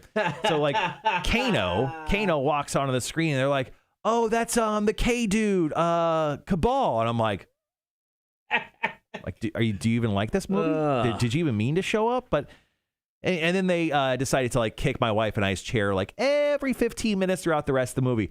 See, once again, yeah, it's part of the movie going experience. And I missed it, but also it reminded me how much I don't like people. All right, so what'd you think of the movie? Do you have a 5-word review? I do have a 5-word review. Let me pop it up here. I have it right here. Okay, you ready? I'm ready. It's our first 5-word review we've done. It's an old bit we used to do on the afternoon show. I think it's the first one we've done. I think so. Here, right? Yep. Okay, so Mortal Kombat. Combat. Hold on, that's not part of it. This is it. 5 words. Combat, comedy, and Killers Supreme. Oh. Ooh, what'd you do, Marshall? I'm not for sure. Mortal Kombat had great action. And honestly, it was really funny. Like, Kano brought the comedy on it, and it had just like a pretty consistent story. And the one thing that the director of the film didn't want to do is the first film goes through the entire tournament, right? It sets up characters and goes through the entire tournament. I'm talking about the first film back from the early 90s. He said he didn't want to do the whole tournament thing. He didn't want to rehash the past because eventually, if these films are successful, we'll get to that tournament, and it may even span a couple films. But this film was so much fun in that. So if I had to give it like a number rating, I'd give it like 3.5 out of 5. Yeah. Now, let's face it. It wasn't a groundbreaking movie tale. It's probably not going to win an Oscar, but the CG looked really, really good. Yeah. I was impressed with that. Goro looked great. He looked 1,000% better than whatever that Muppet was they had in the original 90s films. And then Kano just had the quote of the movie, and I actually made sure I got it here. So the quote of the movie from Kano was, like their superpowers they have in Mortal Kombat, where like they throw a fireball, they can shoot a laser beam. They get it if they're a champion. So if you're in the Mortal Kombat tournament, you can actually get like a superpower, essentially.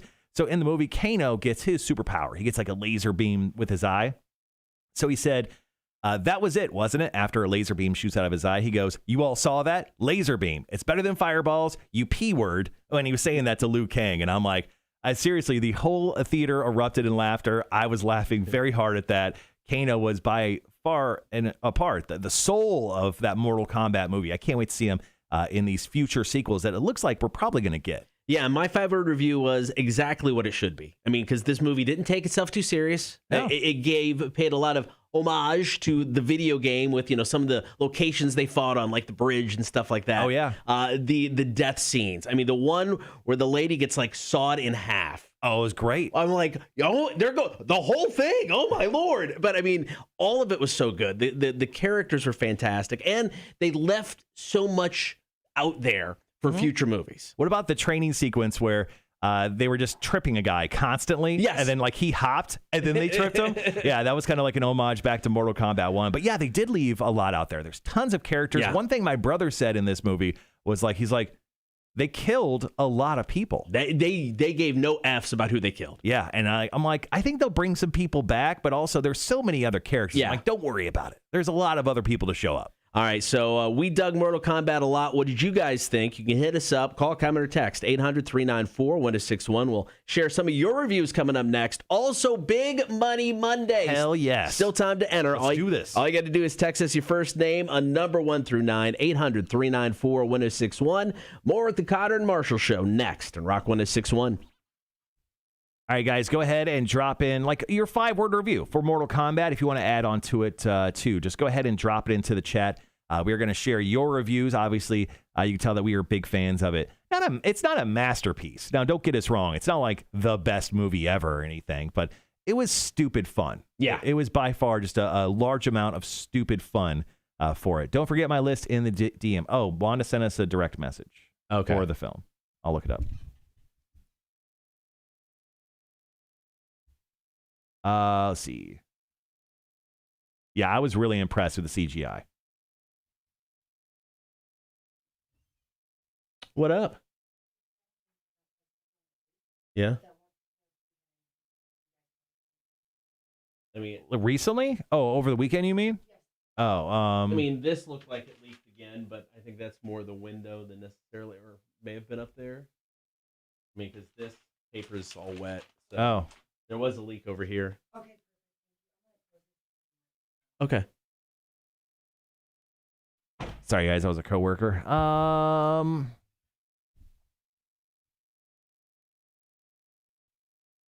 Bob says you gave a perfect review. Exactly what it should be. Perfect 5-word. So much fun. Funny, gruesome, and yeah, they'll bring back some of the characters who died. Yeah, Shang Tsung at the end. Sorry, spoiler alert if you didn't watch Mortal Kombat. Oh, look at Wanda's message. Jesus. Sorry,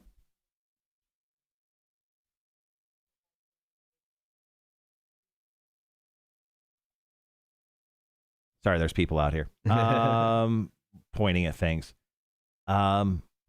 I don't even remember what I was saying.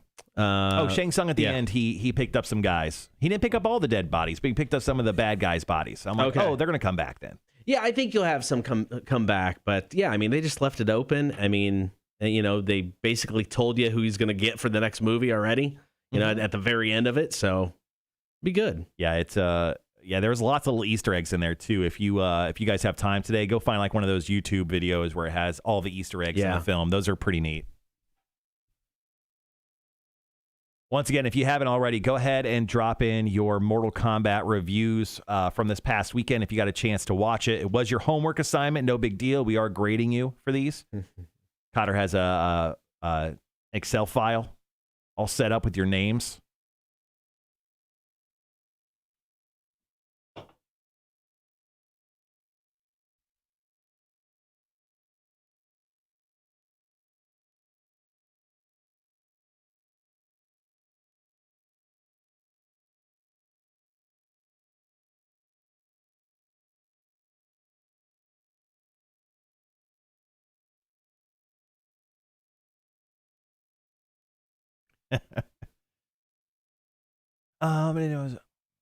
I didn't know it was only supposed to be a 5-word review. No. Just drop in whatever. We just do 5-word reviews because it was the thing we did for a while. Plus, it's always easier. Shorter's better.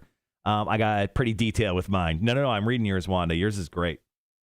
Rhett goes, I did my homework. You did, and we're proud of you. The fan service was good.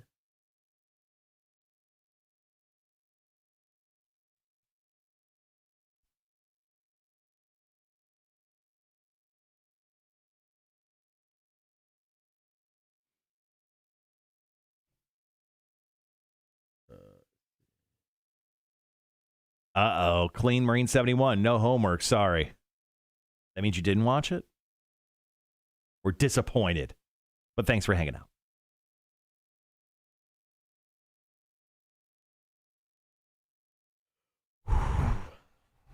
Yeah, make it, pal? Yeah, I'm good.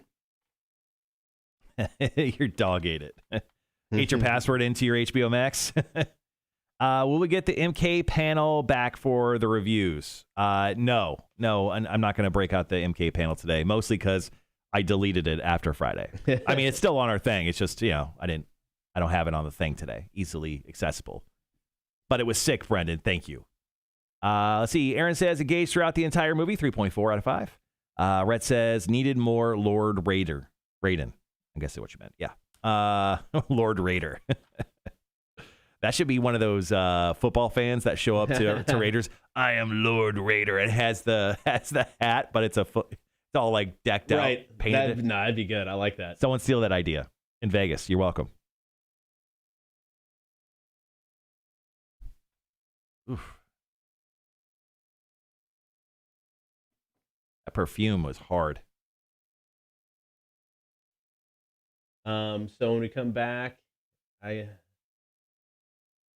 can jump on a few of these shorter ones if you want to. Do you want to go through Wanda's? Yeah, I'll mention a couple things in Wanda. She has 11 points. Damn. I'll go through hers and then yeah. I'll just mention a couple off of the stream here. Not great, definitely good. And you got someone for big money? Yes. Okay. Got a contestant. Okay.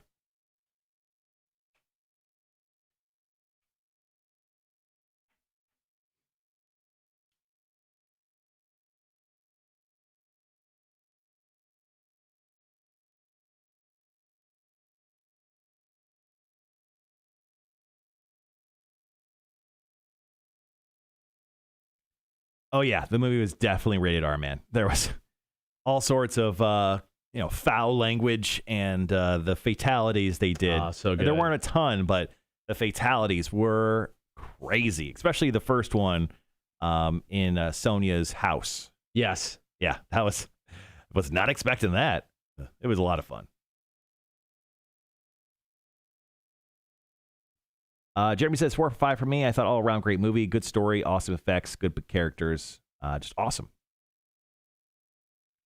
I agree, man. I thought it was. I thought the movie was really, really fun. Yeah, it was a good popcorn movie. It's not trying to make me overly think anything. Just like you want to see a bunch of people swear and beat the crap out of each other, and I'm like, yeah, like this is for you. And that's true. It hit me on different levels.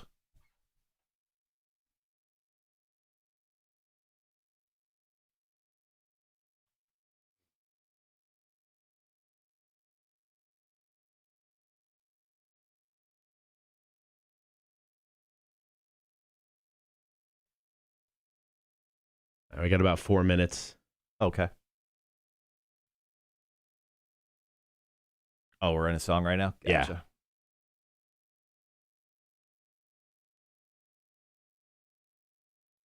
Yeah. I have a question from Answer the Internet right here, which is, I think it's weird that it was polled this way, but would you rather everyone be naked all the time or clothed all the time? Definitely clothed for me. Yeah. And then according to Barstool, 58% of Barstool readers chose clothed. Yeah. That seems like a low amount. I don't need... There's a lot of people out there that I do not need to see naked. No. So, yeah, please, once again, clean Marine, naked. I'll wait and grab an account from one of my son's friends. Yeah, you definitely should. Once again, guys, would you rather everyone be naked all the time or clothed all the time or answering the internet? It's a game we play between the breaks here of the Cotter and Marshall Show.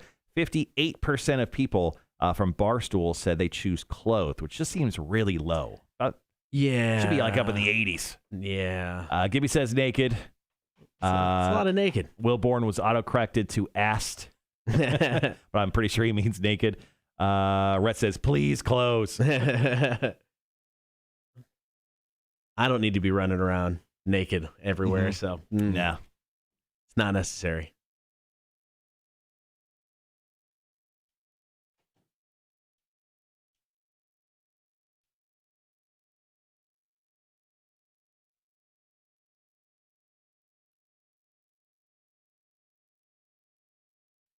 Got a bunch of text messages in this morning for Big Money Monday. Thanks, guys, for chiming in. Anyone from the chat who texts in? I see a couple of you guys in there. All right, got about 2 minutes. We could end with Big Money Monday. Okay. I'm just gonna, hey, it's coming up in 2 minutes or whatever, and then head into the review stuff, and then we'll end with that. Hopefully, end with a victory. Yep. A winner. Got the winter music queued up? I do. Nice.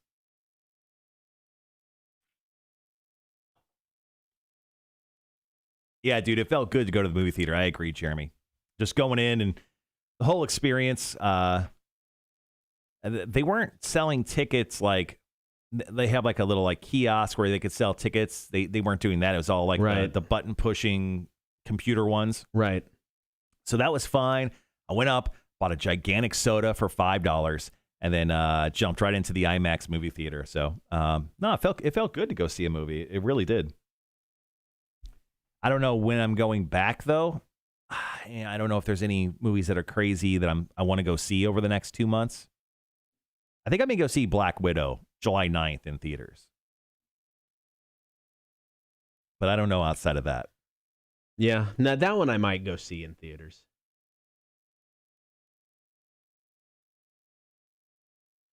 All right. Yeah, the whole Taskmaster villain sounds really, really cool. And I just watched another trailer from over the weekend and it had a ton more footage. Oh, really? Him messing stuff up. Nice. I got about 30 seconds. So we'll wrap up talking Mortal Kombat. We'll have Big Money Monday. Top of the 8 o'clock hours. 8 o'clock hour. Talk about breaking the law. Got any good breaking the law stories?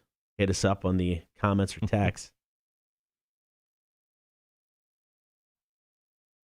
You don't need to like post your rap sheet or anything. No. But if you want to share one of your crimes. Fun story. Fun story.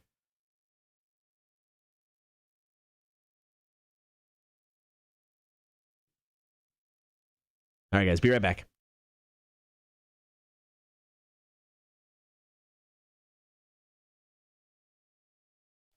Just minutes away from Big Money Monday, someone could win a $50 Visa gift card. We do this every Monday morning.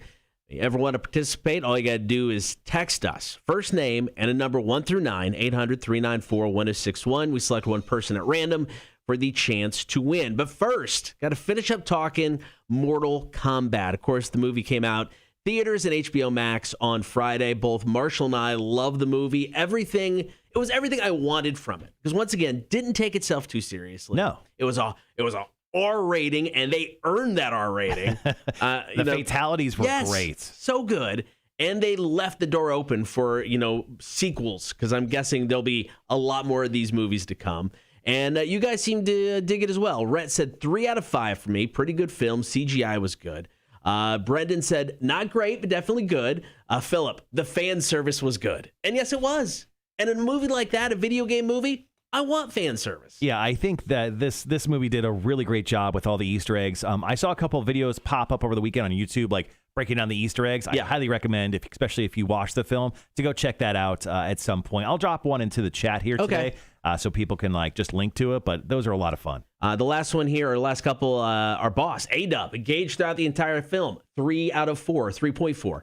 And then Jeremy Kennedy, 4 out of 5 for me. I thought all around great movie, good story, awesome effects, good characters, awesome. Yeah, and then Wanda, one of the OG fans of the Cotter and Marshall show, she says, I wish they went a little bit more into the rivalry between Bihan and Hanzo, Sub-Zero and Scorpion. Yeah. But, I mean, I'm glad they didn't overdo and make this whole movie about them. I'm glad they gave kind of the light to a lot of characters instead of just focusing just on them. But I mean, the movie kind of revolved around them. They started and ended with those two characters. And she was very happy with the movie. She said the one thing she was disappointed in, the original Mortal Kombat theme music was not in the film. I guess I didn't really stay for all the credits. It could have showed up somewhere in the credits. I know they did like a remix version of it, but I don't think the original MK music was anywhere in there. Yeah, I don't remember that, but you know what? It was a great movie. Give me the sequel. Have it, get it to me now. Yeah, announce it today. Yeah, announce there's going to be a Mortal Kombat sequel. I bet it did pretty well in the theaters. I went to a 5:30 IMAX screen. Yeah. There's probably 40, 50 people in there, so I know it did probably pretty decently over the weekend. I'll have to look that up. All right, it is time to play Big Money Monday. Someone has a chance to win a $50 Visa gift card. Today's contestant is Renee. And Renee chose the number 7. Okay, Renee, here's the deal. We're going to spin this very crafty $18 bingo machine that we bought off Amazon. If the number 7 shows up on the ball, that means you win a $50 Visa gift card. Now, we have not given away one in almost 3 weeks. Yeah. And we're hankering for it. Need it. We are jonesing for this $50 gift card to give it away. So here we go. Here's the roll. All right, here's the ball. We're looking for the number 7. Cotter? Yes? I mean, it's still a cool number. It's 69, but it's not 7. Sorry, Renee. Sorry. Kind of bummed, but it's 69. That's true. I mean, it's sick. I mean, it's a cool number. I wish we could play the music. I can't play it. It's against the rules. Yeah, by law, we can't play it. And we didn't give away our boss's money. I know. That's the biggest bummer. Yeah, we've been. No offense, Renee. I would love for you to get the money. I created a song. It was like, give away our boss's money because we don't care. We don't like them because here is the... we wrote that song, and I haven't been able to sing it in weeks now. You'll get back to it. I promise. Man. It's going to be okay. I'm going to go over here, man. We'll have more Big Money Monday next week. Coming up top of the 8 o'clock hour, got a funny story about a woman who ended up with a felony that she knew nothing about for years. So we want your stories as well. If there's a time you broke the law, maybe it was something minor that you didn't know about until later in life, like this lady. Good stuff. Story after 8, Cotter and Marshall Show, Rock 106.1. And the number's sick. 69. That's the first time we ever rolled 69. That's true. I'm bummed for Renee. Sorry, Renee. I wish I could do better for you. I will in the future. Future Renees, when I roll for you. Future Renees. Yeah, future Renees. Okay, hope I'll be right back.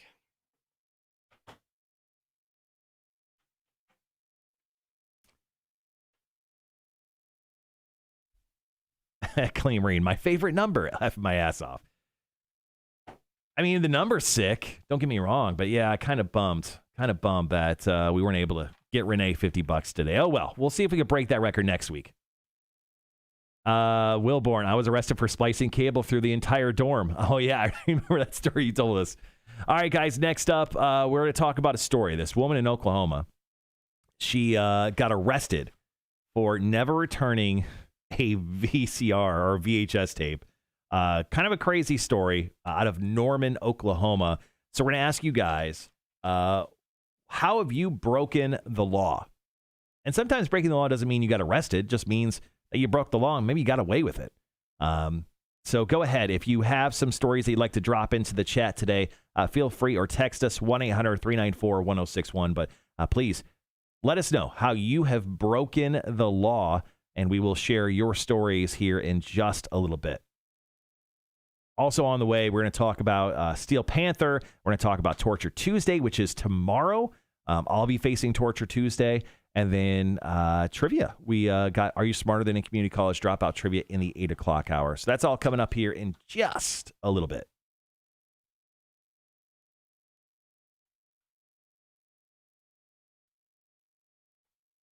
But once again, if you have some stories for us from how you've broken the law, that would be great.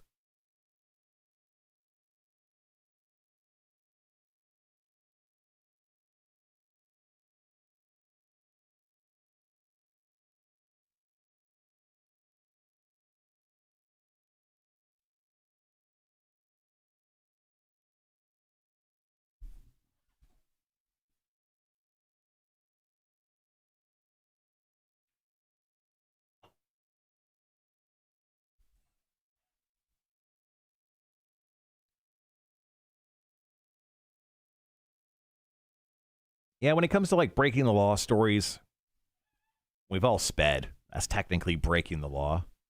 Have I robbed a bank? No. Have I been arrested? Yes. Do I want to talk about it? Probably not.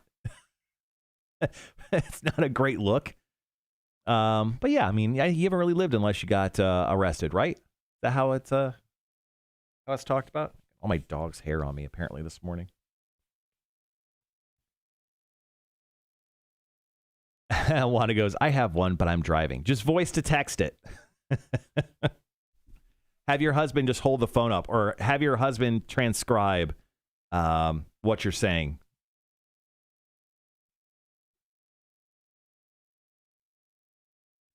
So like I said, in the 8 o'clock hour, we'll hit up all that stuff. And then the final hour of the show, we'll do the drunk line from the weekend. We've got some good, more drunk messages from you guys. And then we'll wrap up the show with Marshall's Music News. Got stories on Korn, Aaron Lewis, and Rammstein.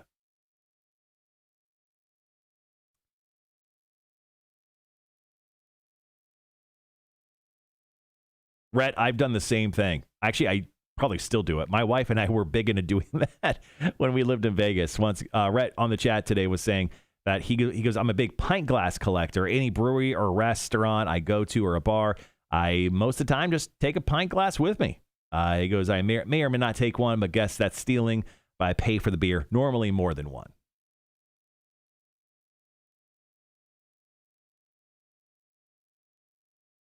Thanks, Wanda.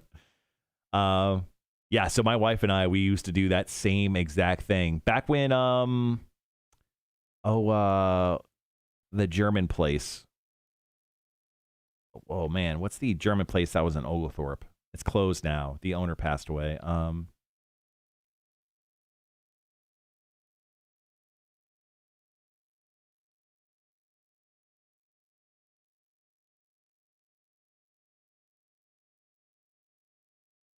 The Beer Haus. The Beer Haus down in Oglethorpe. When that was open, Marshall, who passed away last year, great guy. My wife and I were sitting at the bar, and there was this really cool glass that my wife was drinking at, and we knew Marshall, and we looked at him, and my wife looked at him, and she goes, I'm taking this glass, Marshall. She goes, you could try to stop me, but I'm taking this glass. And he just was like, all right, go for it. So technically not stealing, but my wife asked permission to steal. So if that lands in the book, then yeah, technically my wife is a thief. It was a dope glass, though. I think we still have it.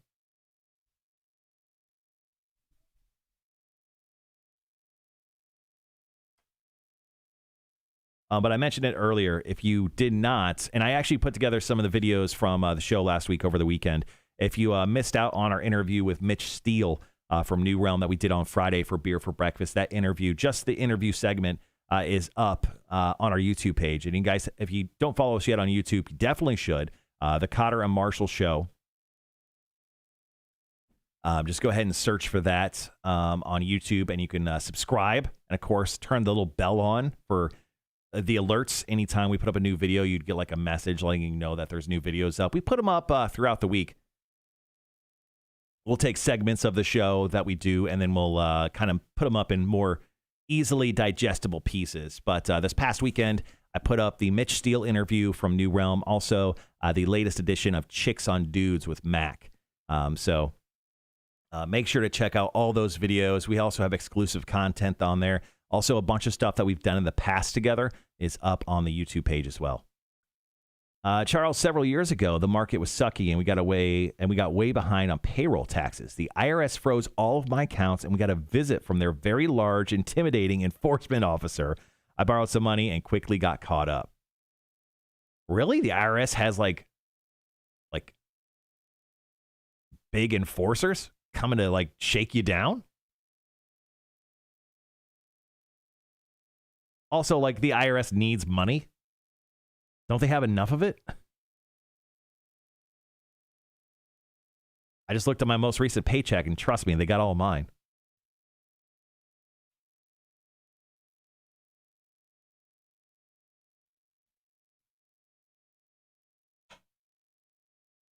Trivia? Yeah, sorry, I had to write trivia for you. It's done now. Cool. We got a couple of crimes that people shared. Dude was like 6'7". Jesus Christ. We've got Charles, Rhett, and Aaron share their stories. Wanda said she's going to pull over and drop in her story. So I think with these breaks here, Cotter, let's go ahead, lay out the story. Yeah. And then I will share Charles's story. Okay. And then let's take a break. See if we can get some more calls, texts, whatever it is, and then we'll share Rhett's and Aaron's. They're kind of shorter, and hopefully we'll get another one to pop in there. Okay, and that'll be the break. Yeah, so. I got one from my something my cousin did. Okay, I can share. Yeah, do that. Do that on this break then. Okay. So set up your story. I'll do my story, and then we'll go out with it. Okay. We're doing Torture Tuesday at the 8:25 break. Is that what you wanted to do or no? No, I was going to say before the drunk line. Okay, gotcha. Yeah, we can do it there because it's short. Mm-hmm.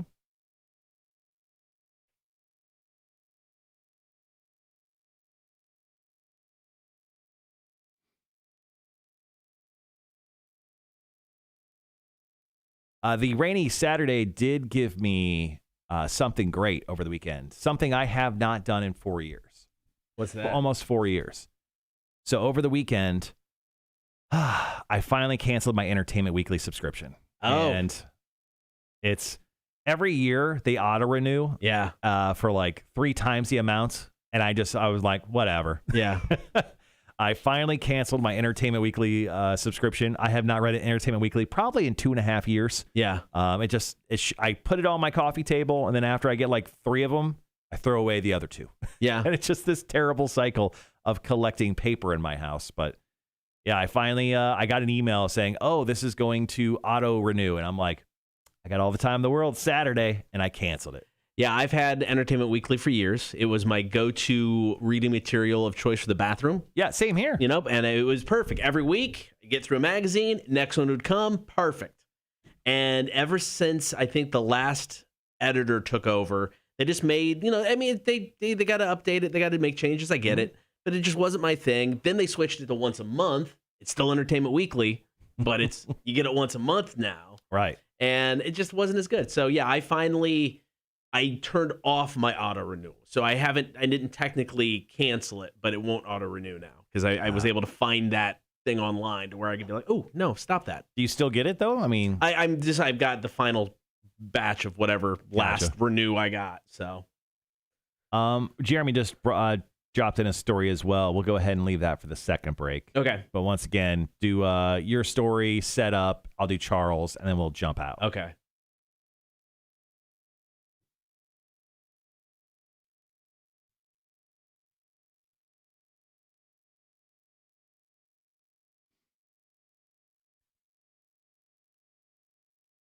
We got about 4 minutes. Bush, everything zen.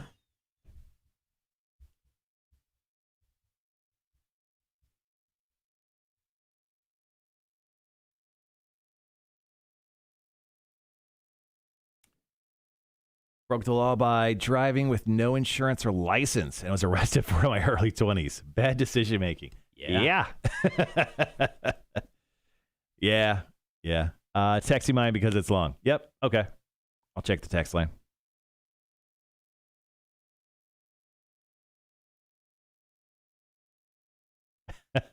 So Renee, I don't know if you saw it. So Renee, who we just rolled for, and we didn't win her $50, which we feel bad about. Yeah. She actually just texted us back and just had a gif of someone going, okay, with their head down, walking away. We're sorry, Renee. We're sorry. So sorry, Renee. Trust me, the one thing we want to do every week is just give out this money. Yeah. Like, if we keep losing at some point, we're just going to give it to someone. Or we're just not going to roll for you anymore. We're just going to, whatever ball that comes out, we're just going to say it's that number that you chose. Oh, yeah, totally. It's a 4.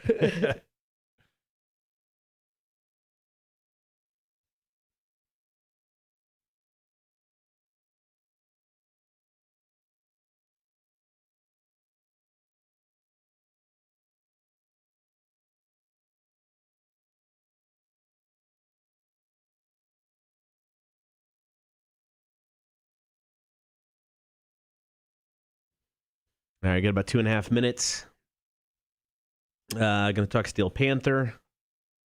Are you smarter than community college dropout? Trivia is coming up. Mm-hmm.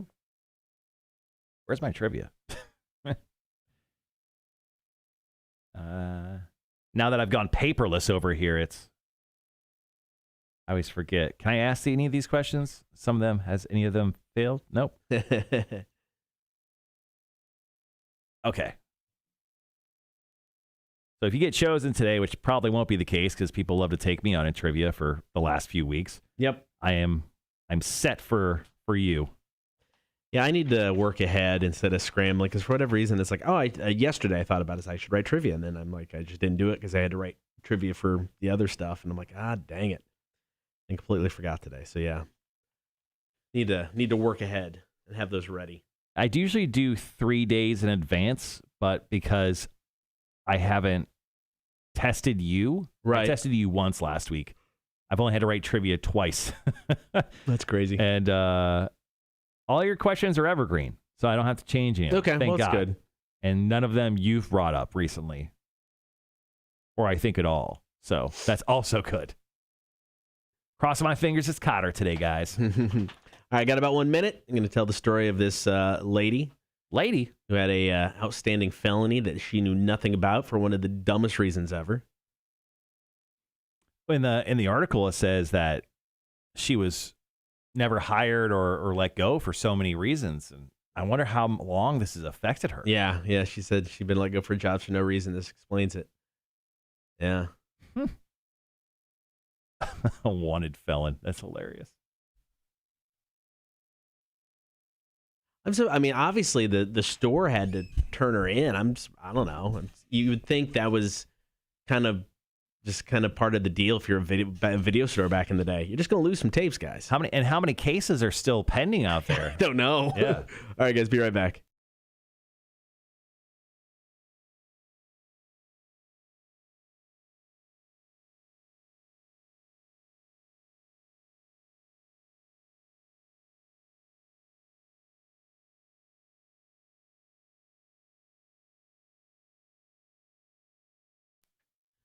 Good morning. Thank you for hanging out on the stream and on the air. If you haven't caught the stream yet, Facebook, YouTube, and Twitch, be sure to like, follow, and subscribe. You can also listen to the show. You can download the Rock 1061 app for free. You can get us on your in-home smart speaker. Also on the website, rock1061.com. So this was one of the most interesting stories I think I've seen in a while. 52-year-old Karen McBride just got married in Texas. Went in to change her last name legally, and that's when she realized she had an outstanding felony charge from her hometown in Norman, Oklahoma. So she looked into it.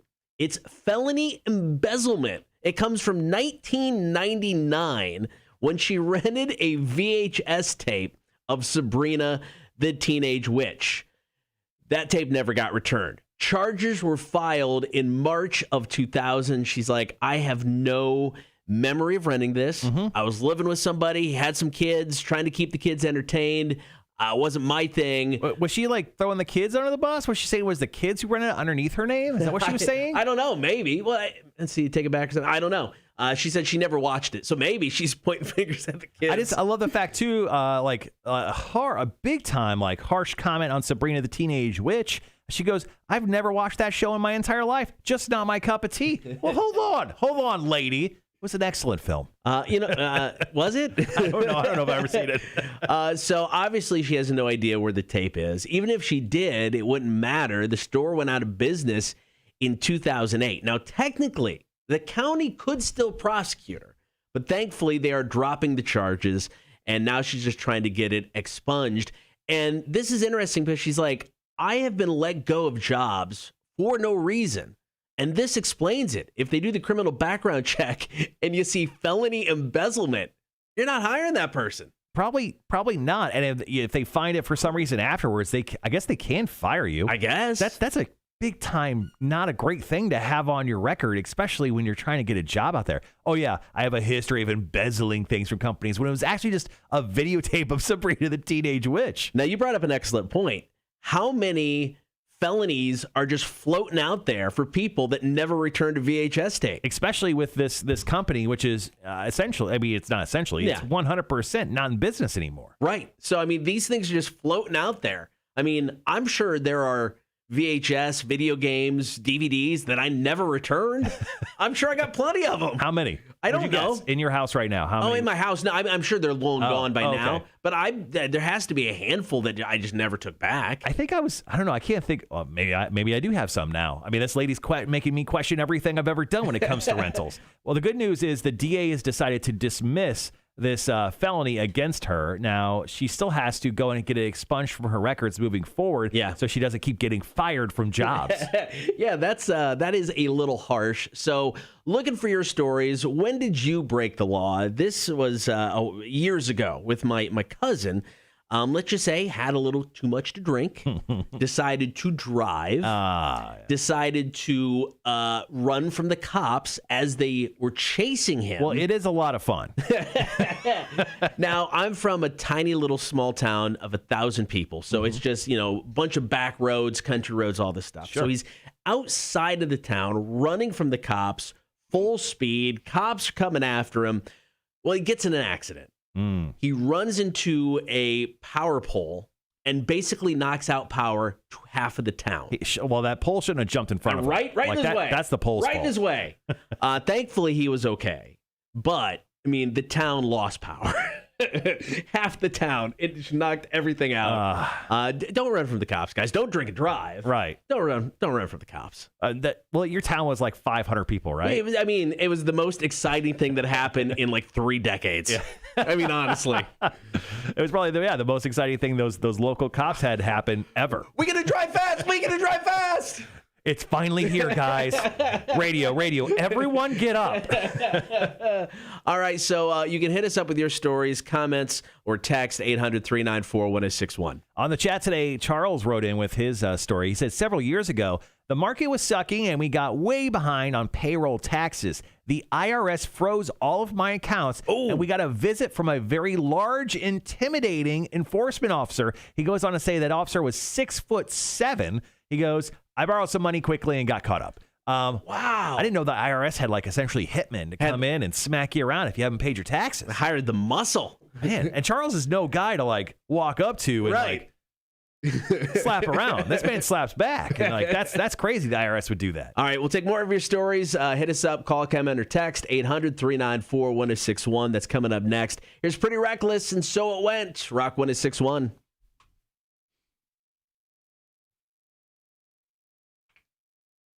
I honestly didn't even think about the window this weekend when it was raining. I didn't either. And I got back in and I was like, oh, why is that all? Oh, that's why. I'm glad we left the towels there, I guess. Yeah, no doubt. Were the towels wet at all?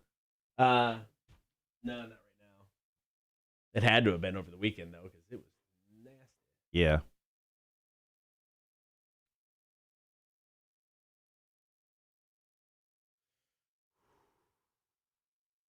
All right. What do we got else? We got Wanda's. He's the only one with a card.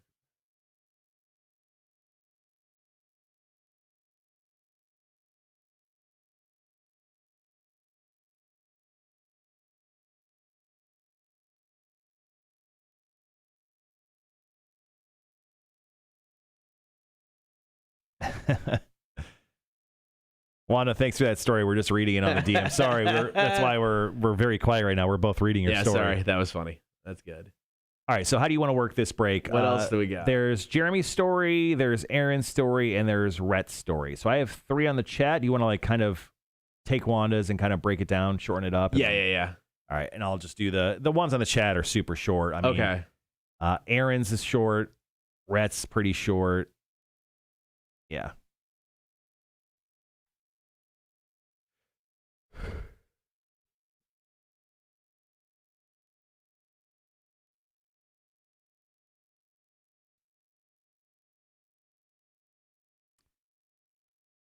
Our boss just chimed in. He goes, I got a voicemail from Tony yesterday saying that she walked through our office. She said it was pretty solid with the water leakage. Okay. I'm guessing solid as in it was not bad. Good.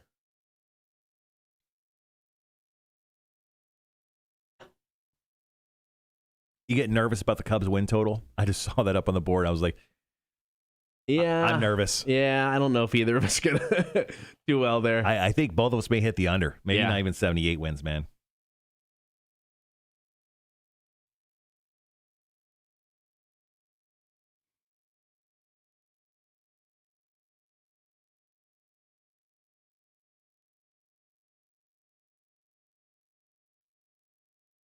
Let's see.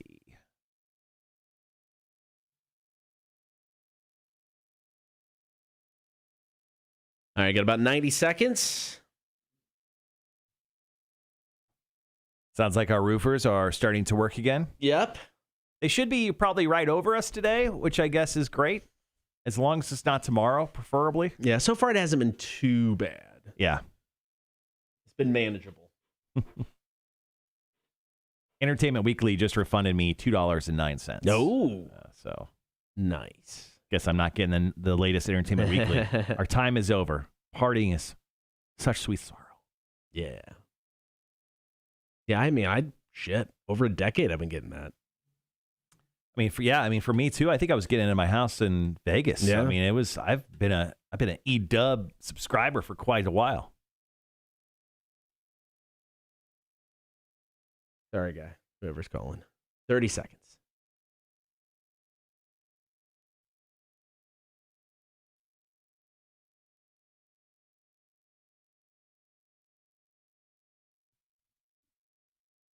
All right, guys, be right back.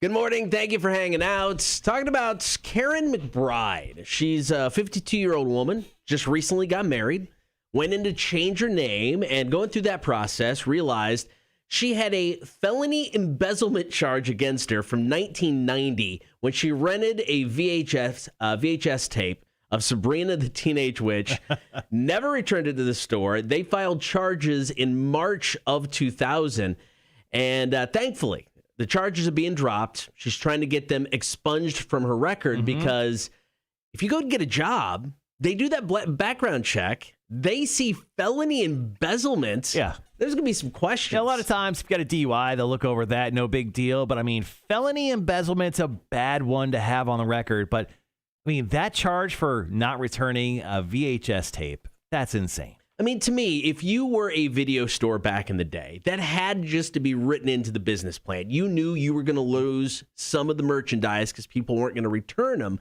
I'm shocked that any of them would take it this far. Hey, well, I mean, have you ever seen The Last Blockbuster, the documentary? Yeah. So, I mean, that they were saying that at the beginning. I mean, VHS stores, they had to pay like $100 per videotape. Yeah. And they had to, make $3 at a time. That tape had to get rented out, like 100 times for them to make their money back or whatever. I'm not, once again, bad at math. 30 times, I think. Anyway, I mean, it makes a lot of sense that they probably put it in there. I mean, technically it's over $20. Anything over $20 is, I think, a felony when it comes to at least cash value. Yeah.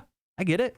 Still crazy. How many of them are out there right now? How many people have felony embezzlement charges against them and just don't know? All right, so Wanda hit us up. When I was in high school, majority of the time, as the only one with a car, went out one night, cruising kind of through a cemetery and a mansion that was supposed to be haunted.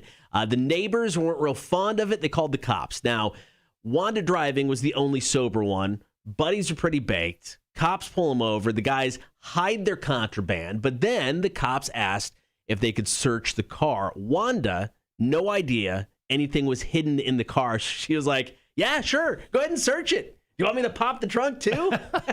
She's so accommodating. Wanda's so nice. She said she wasn't really, she was scared to death of the cops. Small town cops don't play, but she was more scared of her mom, which I think all of us were at that point in time. Mom's always more scary than the cops. Mom always wins there, yeah. Without a doubt, on the chat today on the stream, our boss says, I actually got arrested for splicing cable throughout the entire dorm that he was at.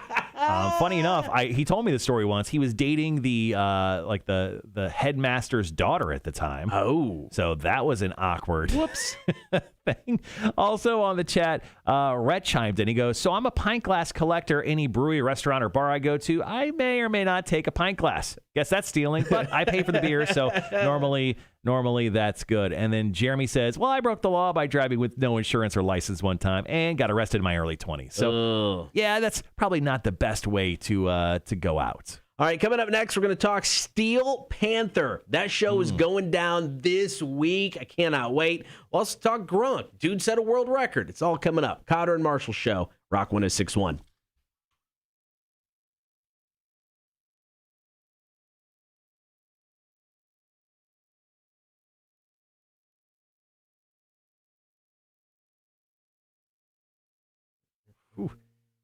Sean just chimed in, said, I didn't get pulled over for the 120 mile per hour speeding, though. A cop pulled out and got a different car. So was there another car going that fast? Damn. So we actually got a text message a few minutes ago from someone who at the time was covering that story. Remember when the Georgia Southern quarterback got arrested in Salud, South Carolina, in 2019? Remember the cops were like, oh, they found cocaine on the hood of the car, and they actually just tested it, and it was like salt or something. This guy goes, hey, remember this story? Yeah, sometimes run from the cops. Yes, that is fair. Awesome.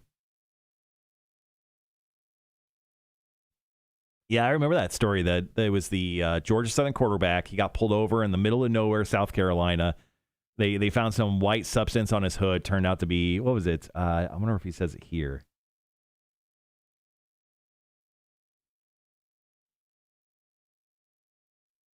It doesn't say what it tested to be, but it wound up, they said it tested positive for controlled substance. It wasn't. He was exonerated 13 days later. Oh, okay.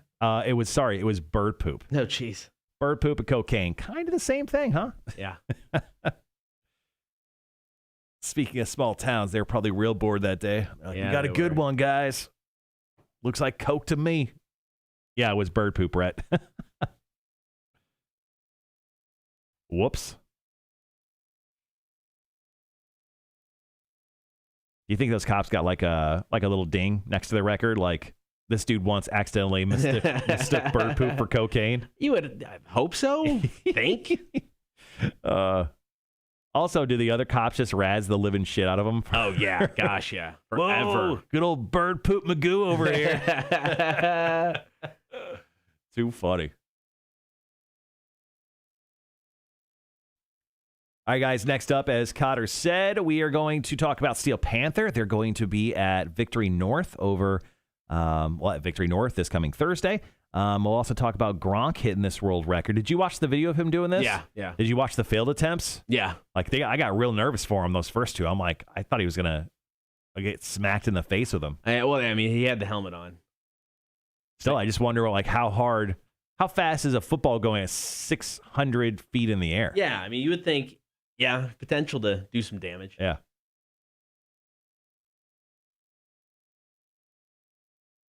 All right, so coming up, we're talking about that stuff, and we'll wrap up the hour with Are You Smarter Than a Community College Dropout trivia? We both have trivia. We are set. Yes. Actually, let me break up bring up the records. I lost on Friday again. Sorry about that, guys. Me and Cotter are almost tied on losses now. Really? Yeah, you have 4. I have 3. Okay.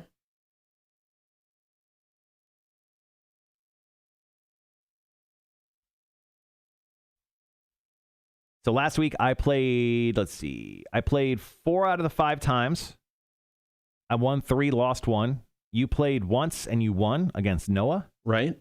Our total records, you are 8 wins, 4 losses, 2 ties, very respectable. I have gone to 14 wins, 3 losses, and 5 ties. At this point, I'm almost 2 full show weeks ahead of you when it comes to challenges. Jesus, man. I had a run there. You had a big run. People wanted to beat me. I think I wound up getting to 8 wins and 3 losses, right. And I got my very first loss. I've lost to Trey, Rudy, and I think a guy named Andy. I think he was my first loss. Something like that. Cool. All right, got about 4 minutes after commercials. You're going to get Crossfades Cold. Come back, Steel Panther, Gronk, and then we'll get into some trivia.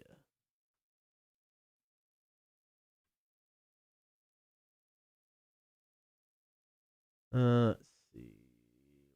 What can I get rid of? That one. Perfect. There we go.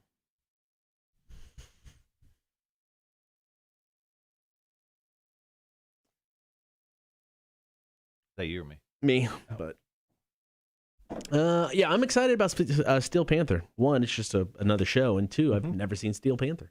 Yeah, Steel Panther should be a fun on Thursday. This is kind of a busy week. You've got 2 remotes on Saturday, man. You've got our big axe throwing thing, and then we have Extreme Monster Truck Spring Nationals. Yeah, so that's Saturday. Bosses are in town for dinner on Tuesday. Mm-hmm. Wednesday's my wife's birthday. Thursday is the show at Victory North. What are you getting to your wife for her birthday? She's not listening right now, so you just break it out. What's the game plan? So are you getting sex on Wednesday? No, I doubt it. So she wants some like planter boxes in the backyard. So we're like on the ground, like wooden type of thing. Yeah. So we're gonna make them. So it's like a wood frame, and then it's like the metal like barn siding. It's just like a gray silver metal, and then it's got the the grooves in it. Okay. That kind of thing. Here, I'll show you. Yeah, I can't quite imagine that.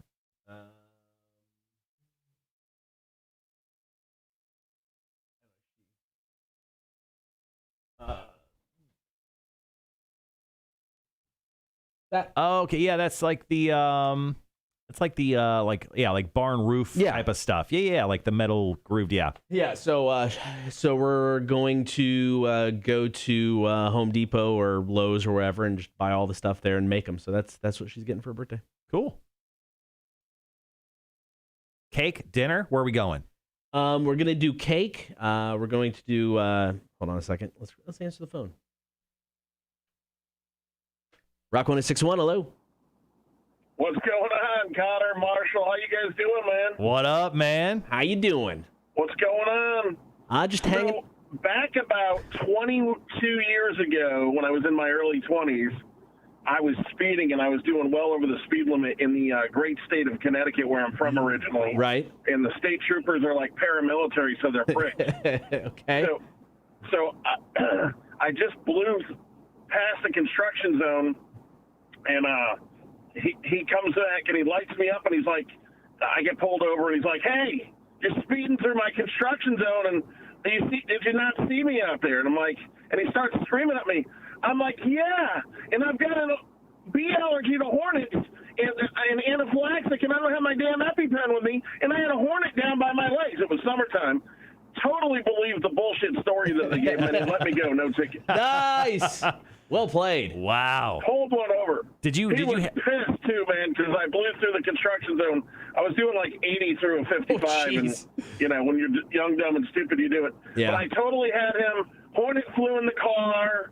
Allergy. If I get stung, I can go to anaphylactic shock and kill somebody. So I was trying to fight off the hornet, while I was driving, and I couldn't pull over because it was a construction zone, and I kept a straight face through the whole thing. Well played. Wait, quick question. And Did you just have that? Totally freaked out. Did you have that story just kind of like in the back of your head, like if this ever happens, I have this to say, or did you just like make that up on the spot?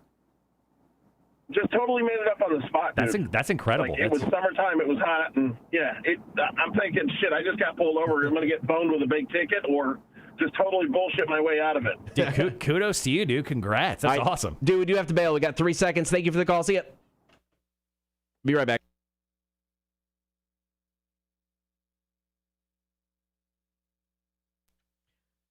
All right, thanks for hanging out, Cotter and Marshall Show. Get that stream, Facebook, YouTube, and Twitch. Be sure to like, follow, and subscribe. So Thursday night, we're going to be at Victory North Savannah for another live show.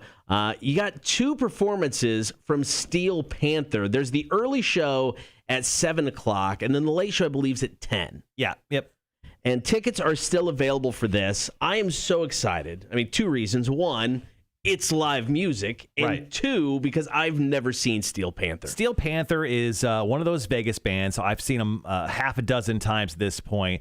They got famous by doing like a very like comedy, Tenacious D kind of routine of like hair metal, and then they actually turned out to be amazing musicians, creating their own original music. They have like 5 or 6 albums at this point. I think they have another one coming out very soon that they kind of recorded during the pandemic. These guys are so much fun.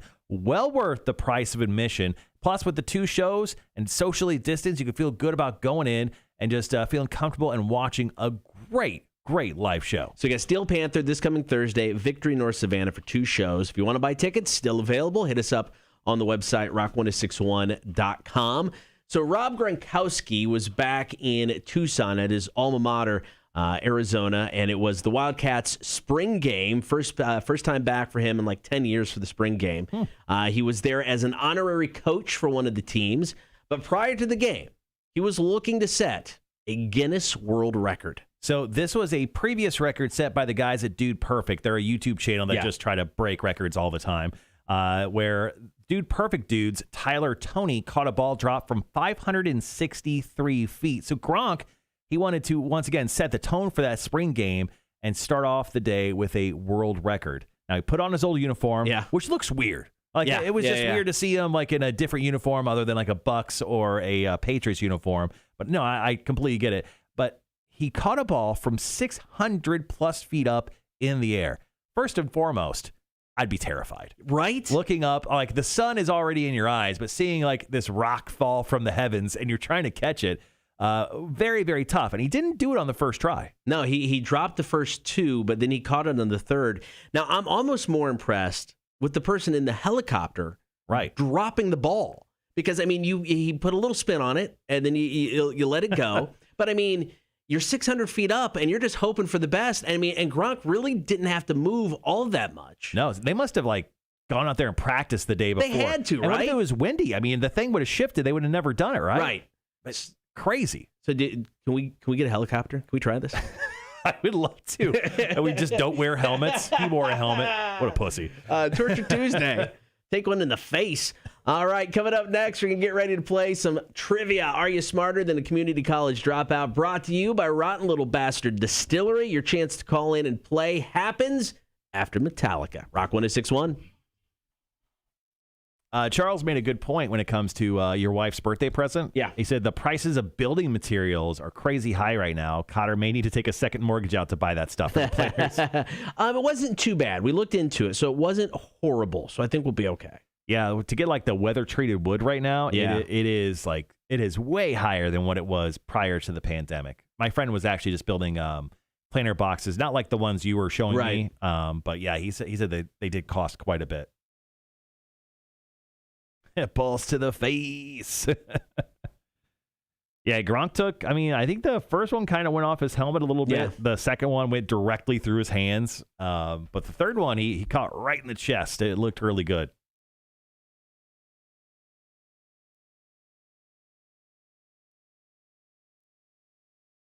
We talked about it earlier, but I'm going to find that Mortal Kombat Easter egg video so you guys can okay, yeah. check that out. I'm going to have to, I think I'm going to watch that.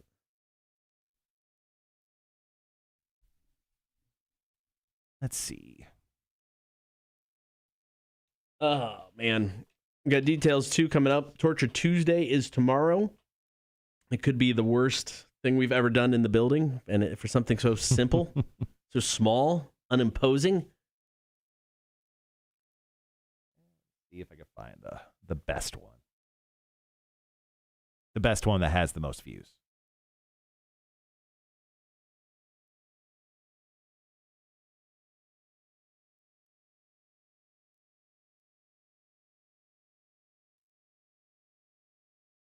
Yeah, let's do you.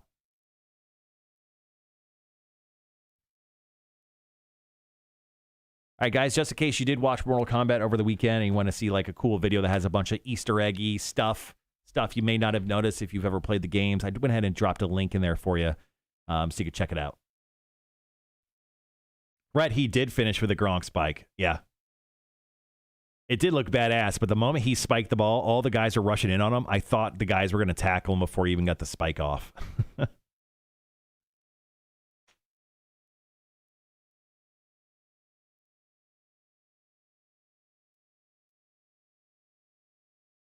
So Thursday, we're going to have Quizzed in the Face with you again. I'm trying to think of what I'm going to quiz you on. Okay. From the weekend. Or from the week itself. Sure. Still have a couple days, but I was thinking, obviously, DMX's funeral was over the weekend, and we'll talk about that here in a little bit. I was thinking of testing your knowledge on DMX songs, but I don't think you're a big DMX guy. I would fail miserably. Gotta find out. I need something from the weekend. You know a little bit about UFC. I could do UFC. Or what's coming up this weekend? Oh, Kentucky Derby's this weekend. Oh, Jesus. Yeah, because that's gonna be good. No, I think I'll do like Kentucky Derby horse or something. Oh, there you go. Yeah, that could be fun. I like that. That's what I'll do. I'll do that. That's good. Actually, my wife and I were talking about what we're gonna do this weekend. And I'm like, well, I got this. I got the Access for Life thing. Speaking of anyone who's on the chat right now. Anyone is welcome to come and hang out and watch that day. Urban Force Axe House is BYOB. So you could bring your own beer and hang out and watch the Axe tournament live with us if you'd like. It'll happen right around noonish time. I'm going to confirm the final time here today. What are we giving away today for? We can give away Steel Panther tickets or we have Extreme Monster Truck tickets. So your call. Let's do the monster truck, and then we can do a promo, and we can promote the Steel Panther tomorrow. Okay, sure thing. We'll run a promo tonight. We'll just have to cut that when we're done.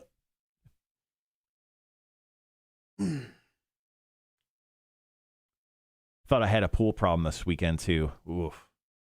Turn the filter on. Yeah. Hadn't turned it on in like a couple days, and it was like the jets, the filter that runs the water through the filter. Yeah. It like started gurgling, and I'm like, oh, Jesus Christ. What is this?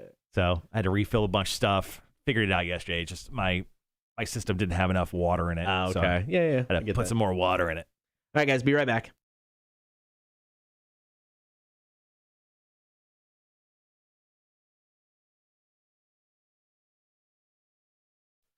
All right, thank you for hanging out this morning. Get that stream, Facebook, YouTube, and Twitch. Right now, it's time for Are You Smarter Than a Community College Dropout, brought to you by Rotten Little Bastard Distillery in Beaufort. So if you want to take on one of us, it's really easy. Just be the first person to call in. The phone number, 1-800-394-1061. If you're that first person, we'll hook you up with Extreme Monster Truck Spring Nationals tickets, which is this coming Saturday, no matter what. Other than that, you're in. Let's play. 7 questions, 60 seconds. Let's go. All right, call us now. Are you smarter than a community college dropout? Brought to you by Rotten Little Bastard Distillery, Rock 1061. Hold on 1 second here, guys. Sorry very much. Are you still there? No, I think he hung up. All right. We tried. I tried. Sorry, we had someone call in like immediately the moment we started talking about it. And I didn't want him to go away, but he went away. Would love to come hang out, but have to go to work at the mother-in-law's farm in Menor. No worries, man.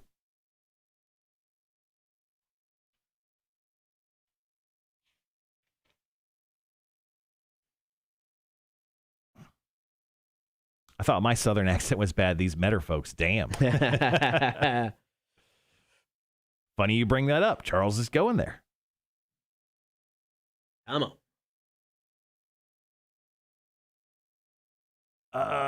Let's see. Yeah. Yeah, as soon as the phone started ringing, I started rushing to get to it. Yeah.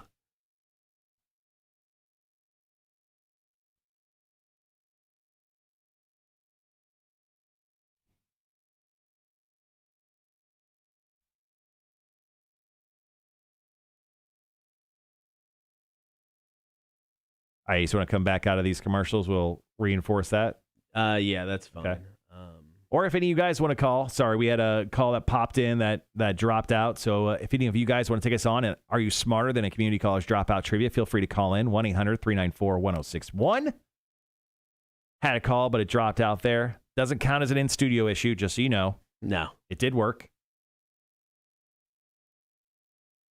In all fairness to Tim.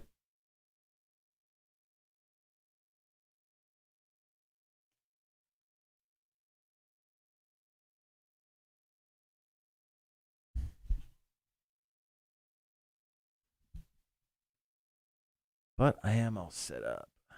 All right, we got about 3 minutes. Okay.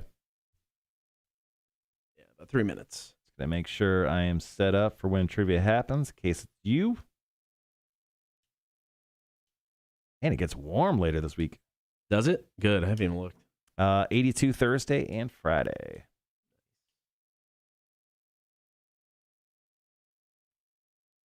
Oh, not what I want. Perfect. All right, guys.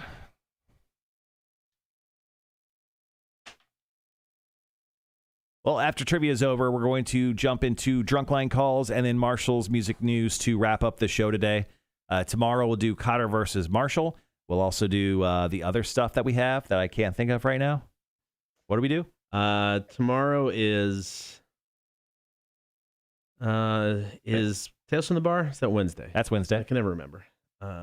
Cotter versus Marshall. Tuesday, there's not a whole lot going on. Predetermined.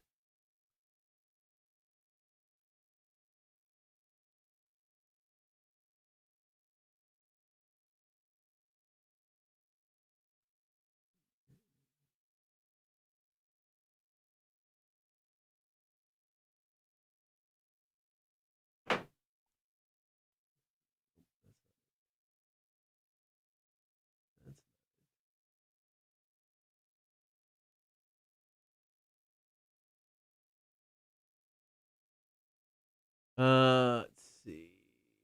Yeah, that's about it. About last night, trivia, Oh, yeah. music news. We'll do Cotter versus Marshall. And then I think we generally do like a quiz feature at the bottom of 7. Usually quiz you on something, so. Totally won't be, horse names or something else. Don't steal my idea, bro.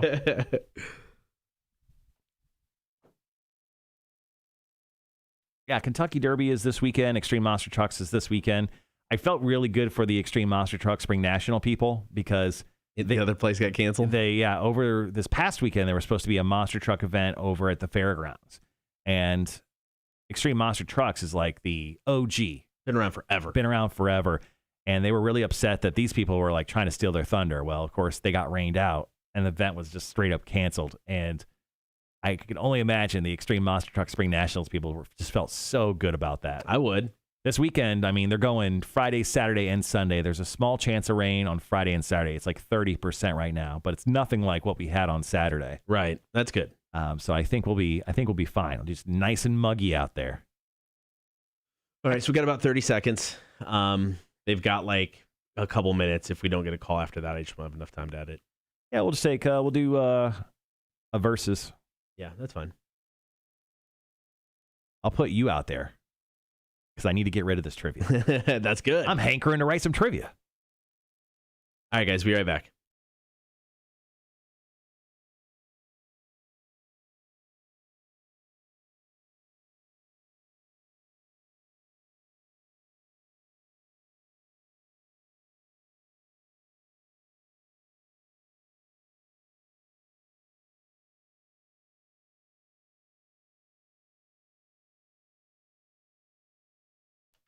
Thanks for hanging out. You still got a little bit of time to give us a call if you'd like to play Are You Smarter Than a Community College Dropout Trivia, brought to you by Rotten Little Bastard Distillery. That's right. 7 questions, 60 seconds. Can you beat one of us? It doesn't matter because we're still going to hook you up with tickets to Extreme Monster Truck Spring Nationals this coming Saturday over at the OSP. All you have to do is be the first person to call in right now at 1-800-394-1061 and take one of us on. Are You Smarter Than a Community College Dropout? It's brought to you by Rotten Little Bastard Distillery, Rock 1061.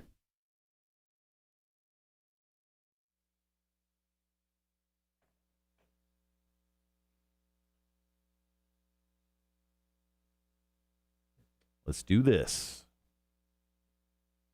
We're ready this time. We are paired. Rock 1061, who's this?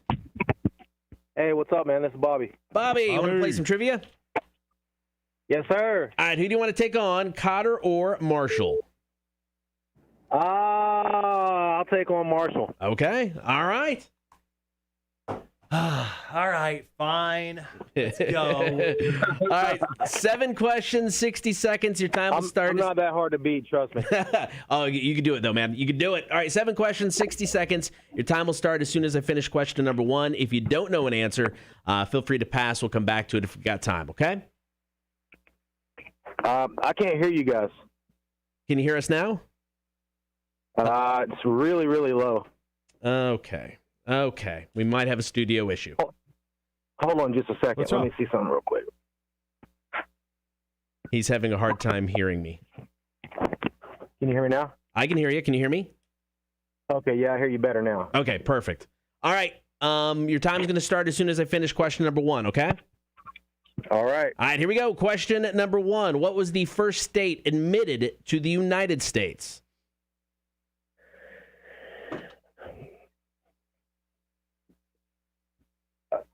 Pass. Okay. Multiple choice. What word was dropped from the name Frosted Flakes cereal in 1983? Corn, natural, or sugar? Sugar. That is correct. Also multiple choice. Hundreds of people sharing what name gathered in Lincoln, Nebraska this weekend to battle it out with pool noodles for name supremacy? Alex, Josh, or Mike?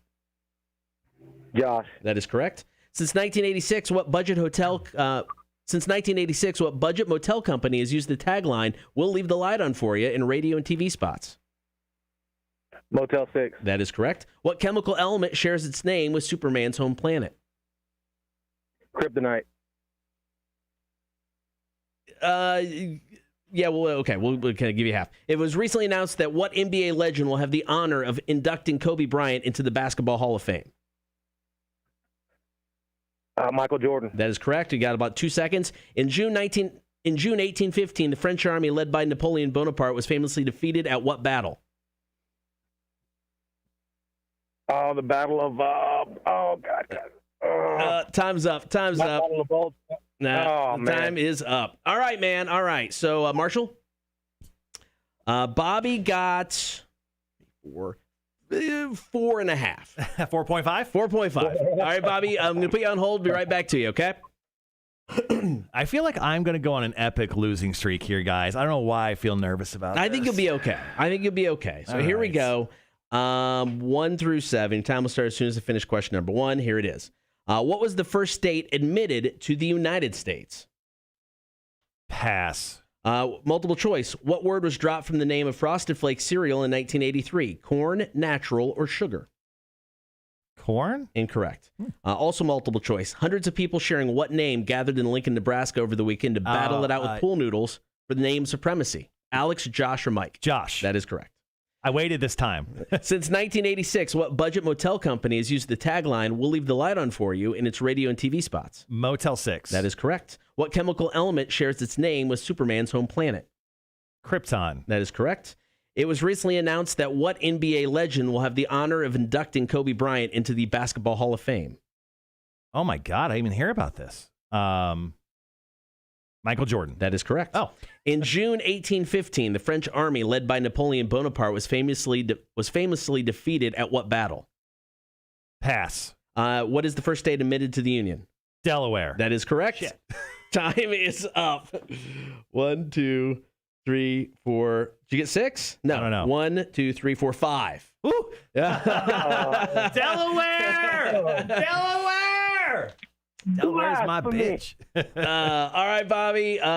Marshall got you by half, but you still win. Oh man! All right. All right. Sweet. I'm putting you in as 5 to 4.5 winner, just so you know, Bobby. Man, that's so awesome. congratulations. Bro. That's awesome. You just made my son's day. All right, man. So we're just getting your number real quick. Cotter's writing it down. You don't need to say it over the stream. You don't need to tell people that information. Okay. I'm going to call you after the show, and we'll get those tickets to you. We'll figure that out. Okay. Awesome, man. All right, thanks, Bobby. Appreciate it, man. Thank you guys so much, man. All right, see ya. All right, let's go over the correct answers. Yes, Delaware was the first state admitted into the United States. Pure guess. The word dropped from Frosted Flakes in 1983, sugar.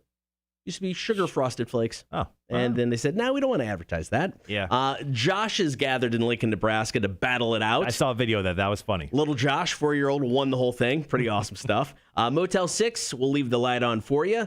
Krypton is what Krypton is the chemical element that shares its name with Superman's home planet. He said kryptonite. I gave him half. That's where he got the half from. Oh, okay. Michael Jordan is going to induct Kobe Bryant into the Basketball Hall of Fame. And Napoleon lost the Battle of Waterloo.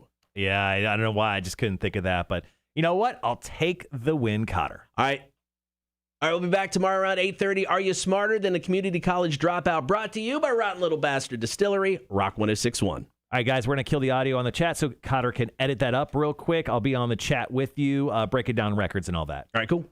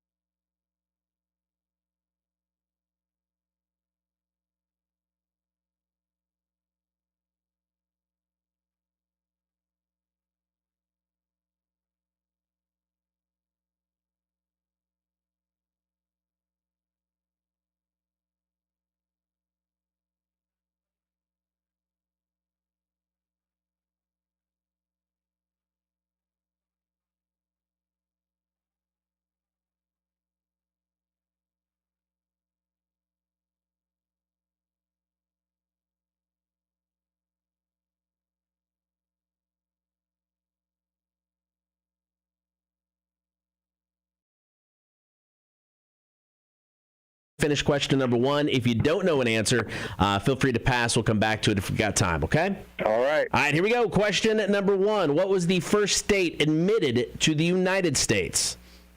Pass. Okay. Multiple choice. What word was dropped from the name Frosted Flakes cereal in 1983? Corn, natural, or sugar? Sugar. That is correct. Also multiple choice. Hundreds of people sharing what name gathered in Lincoln, Nebraska this weekend to battle it out with pool noodles for name supremacy? Alex, Josh, or Mike? Josh. That is correct. Since 1986, what budget motel company has used the tagline, "We'll leave the light on for you" in radio and TV spots? Motel 6. That is correct. What chemical element shares its name with Superman's home planet? Kryptonite. It was recently announced that what NBA legend will have the honor of inducting Kobe Bryant into the Basketball Hall of Fame? Michael Jordan. That is correct. You got about 2 seconds. In June 1815, the French army led by Napoleon Bonaparte was famously defeated at what battle? Time's up. Time's up. Nah, time is up. Bobby got 4.5. 4.5? 4.5. All right, Bobby, I'm going to put you on hold. Be right back to you, okay? I feel like I'm going to go on an epic losing streak here, guys. I don't know why I feel nervous about this. I think you'll be okay. So here we go. 1 through 7. Time will start as soon as I finish question number 1. Here it is. What was the first state admitted to the United States?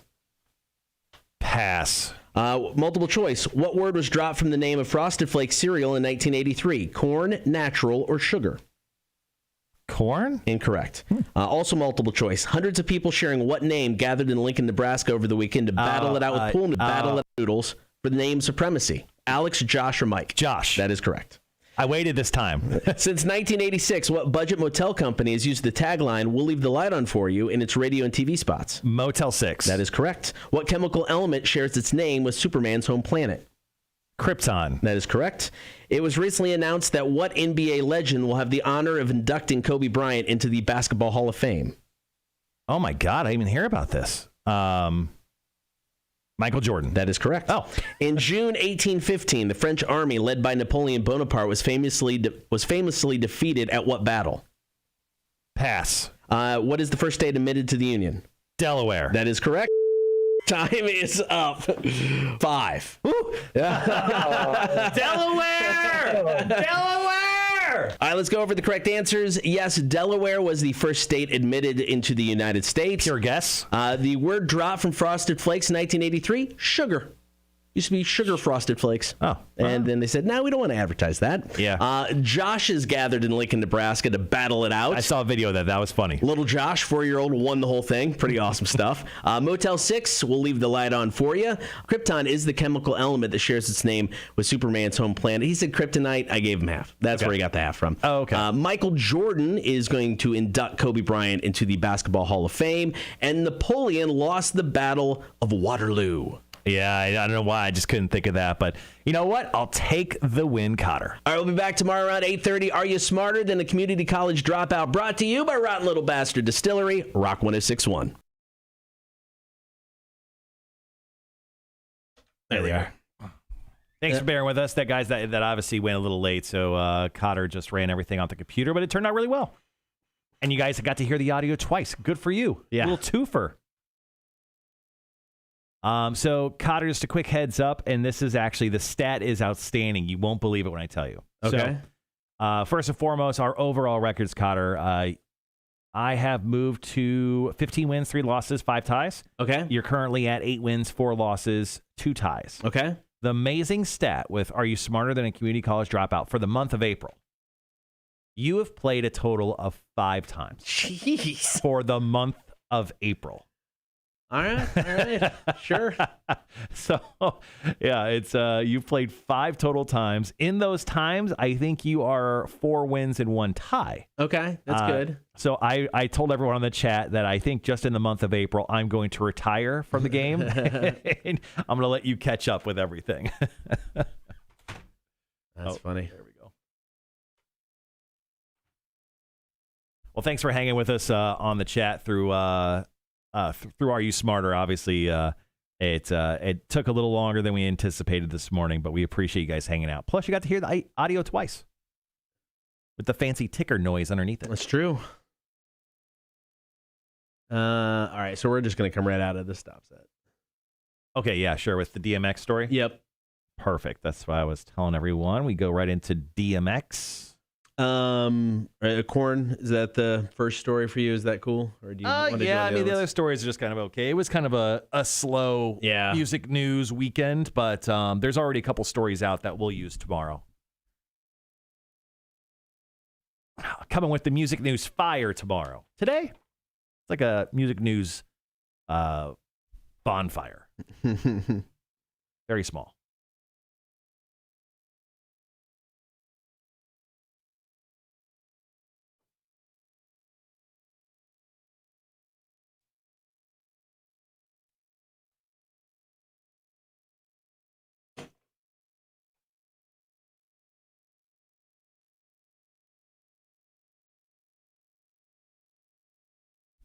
All right, so we've got 2-3 minutes.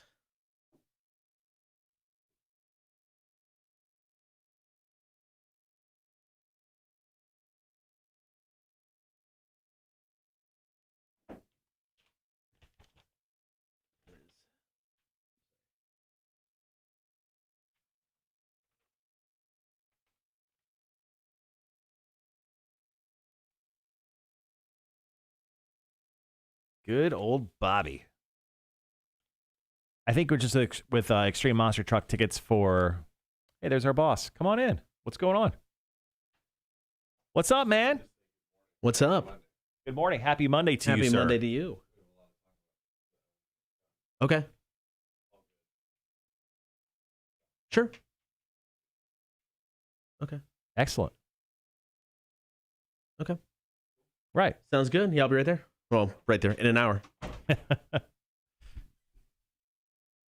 Always nervous when your boss comes in and shakes your hand. Like, hey, good morning. How are you? Right? It's like the shake. It's like, this is the last handshake you'll ever get from me. And then we need to talk. Yeah, we need to talk about, stuff. It's good. It's good. It's good stuff. It's like how you don't work here anymore. It's good for us, not so much for you. I don't know if you'll like this news, but I'm loving this. I'm going to give you a couple paychecks all at once to not be here anymore. Sorry, going back to Extreme Monster Truck tickets for this week. If we do give out any more, what I'm going to do is I'm going to have people pick up directly from you. You'll be out at the event. Yeah. I just don't trust the mail at this point. Week of. No, I get it. I mean, they'll probably. I think the turnaround because our mail service is so smartly done. If you mail something to Savannah to anywhere else in Savannah, it first goes to Florida, and then it comes back. Makes sense. Which makes a lot of sense. I think just the turnaround is just too short. So I'll sort that out with him, and I'll hook you up with envelopes of tickets for people. Cool. So, sounds good. Yeah. I think that's the way to go about it. Man, I had such a great reaction. So we had a lot of, I won't say a lot, we had like 10, less than 10 live stream codes left for Corn. Yeah. So Saturday, I'm working at my home office, and I'm like, I'm just going to throw up a post real quick, see if anyone wants these codes. I had like 20 plus comments. That's awesome. Like 2 seconds. Good. And like it was, first I got nothing for like a minute, and I kept like refreshing. I'm like, nobody? Yeah. And then it was one person, and then it was just like this avalanche of comments. So it was a lot of fun kind of hanging out and just commenting and BSing with people on the Facebook for a minute. All right, guys, we'll be right back.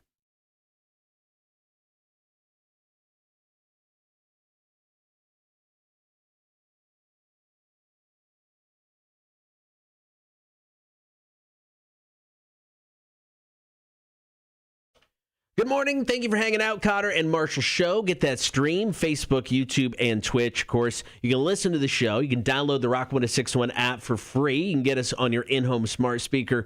And there is always the website, rock1061.com. Now, it was 2 weeks ago that rapper DMX passed away. His funeral was this Saturday. And his funeral procession was everything a funeral procession should be. Yeah, so it went from Yonkers to Brooklyn's Barclays Center where the Nets play, and it was motorcycles and four-wheelers, and they were hitting wheelies, and it was very cool. Now, DMX had I don't know, was he in the casket? Is that confirmed yet? I don't know. So there was this like giant, like not monster truck, but like huge truck. It was souped up. Yeah, it was totally souped up. I mean, it was super crazy, high off the ground. These gigantic tires that had a casket, like a done-up casket in the back. It was all red and shiny. It was just crazy. And on the truck, it said, "Long live DMX." I mean, it was something to behold. Now, what was cool about this is because I mean, and I get it. I mean, funerals are a sad thing, and by default, you're just going to be sad at them. But I think the fact that something like this just celebrated this man's life in this way was like, this is how they should be done from here on out.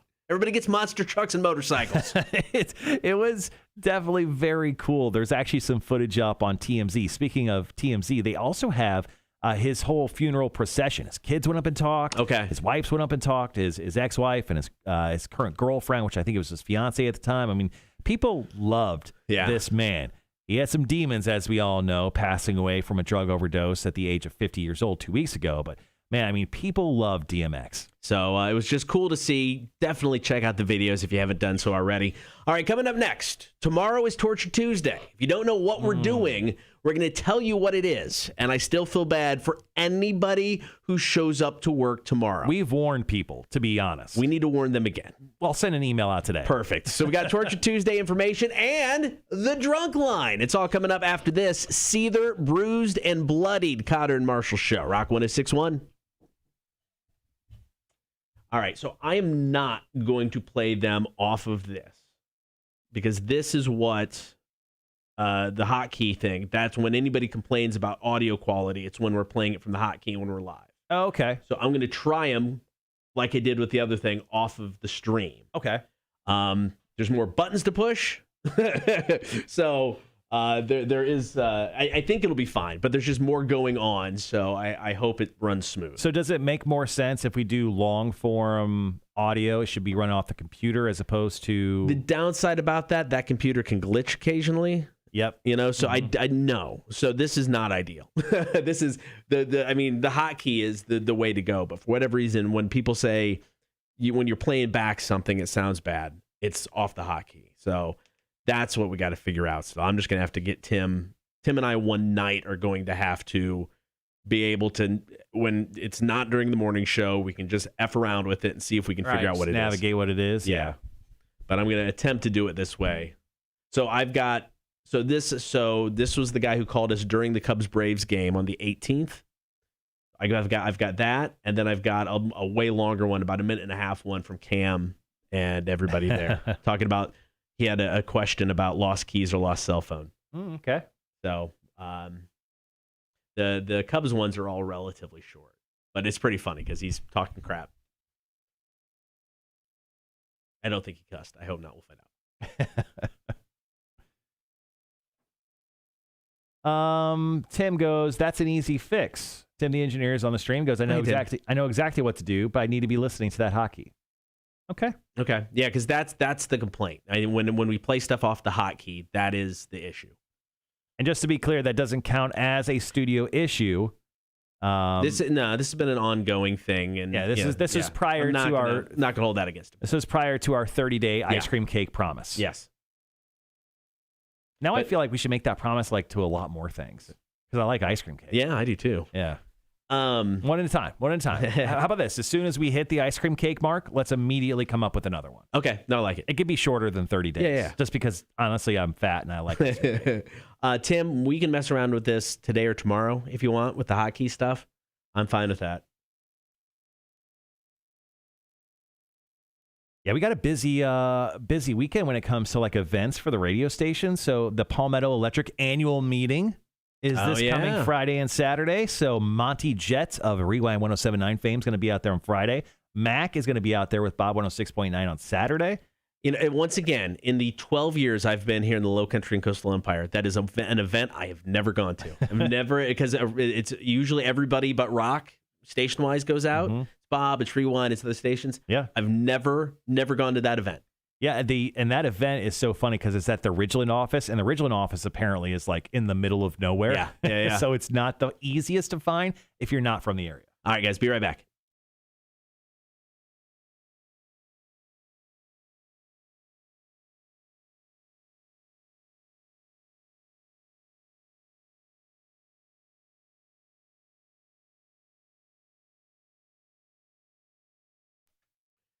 Thank you for hanging out this morning. Tomorrow is going to be interesting. Tomorrow is Torture Tuesday, and we're doing a torture we've never done before. And after reading the reviews online when you made this purchase, it could affect everybody in this building. So we warned our boss first last week that we were doing this Torture Tuesday. Our Torture Tuesday tomorrow is entitled The Gas Chamber.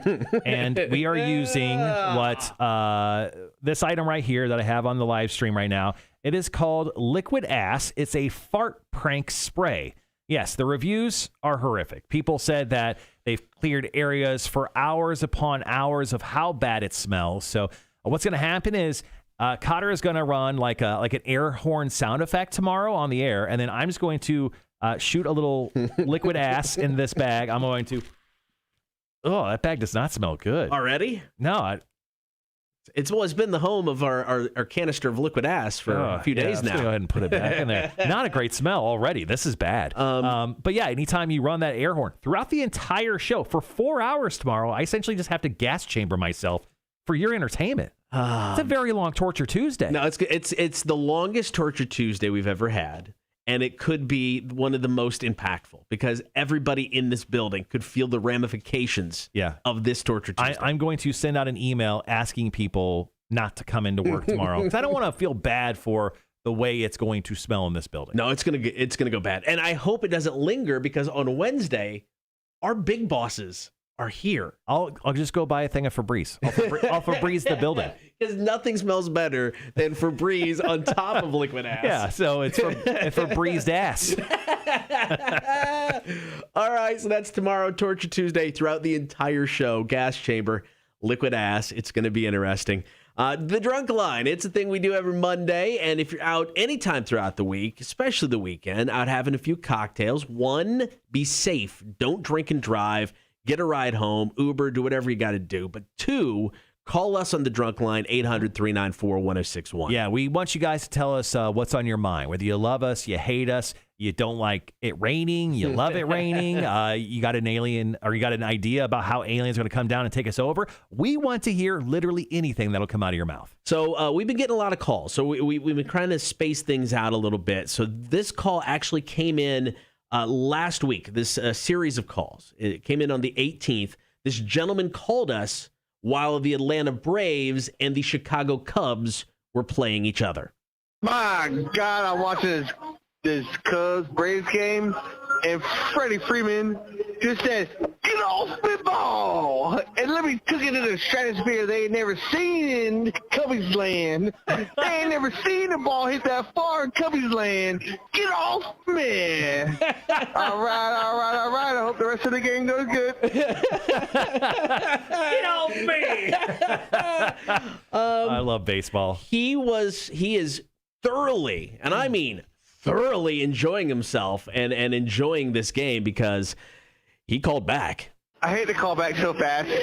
I just called earlier in the show about Freddie Freeman's bomb. But Denard, what's his name? Dees just slaughtered another home run against the Cubs. I can't promise I won't call back again.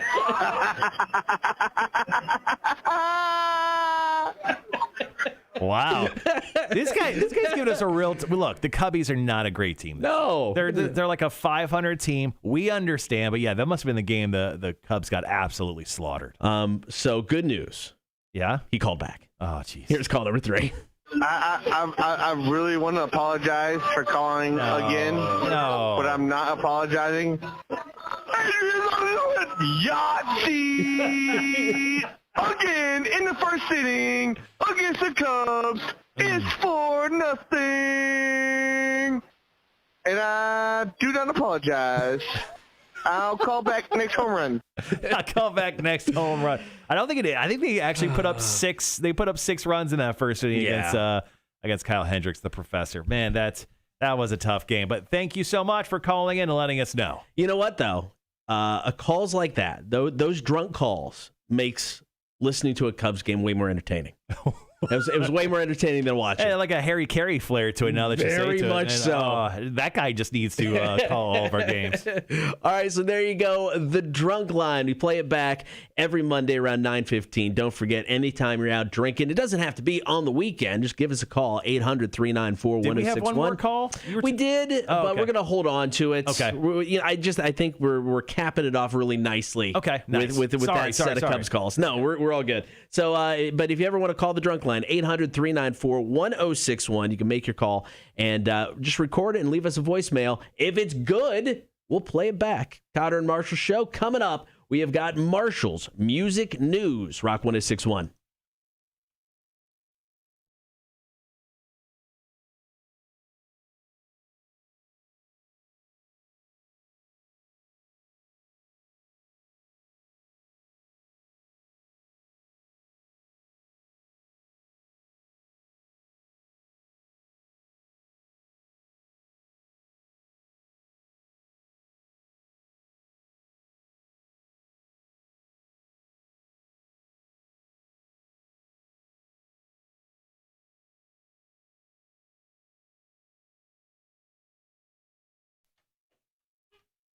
Rock 1061, hello.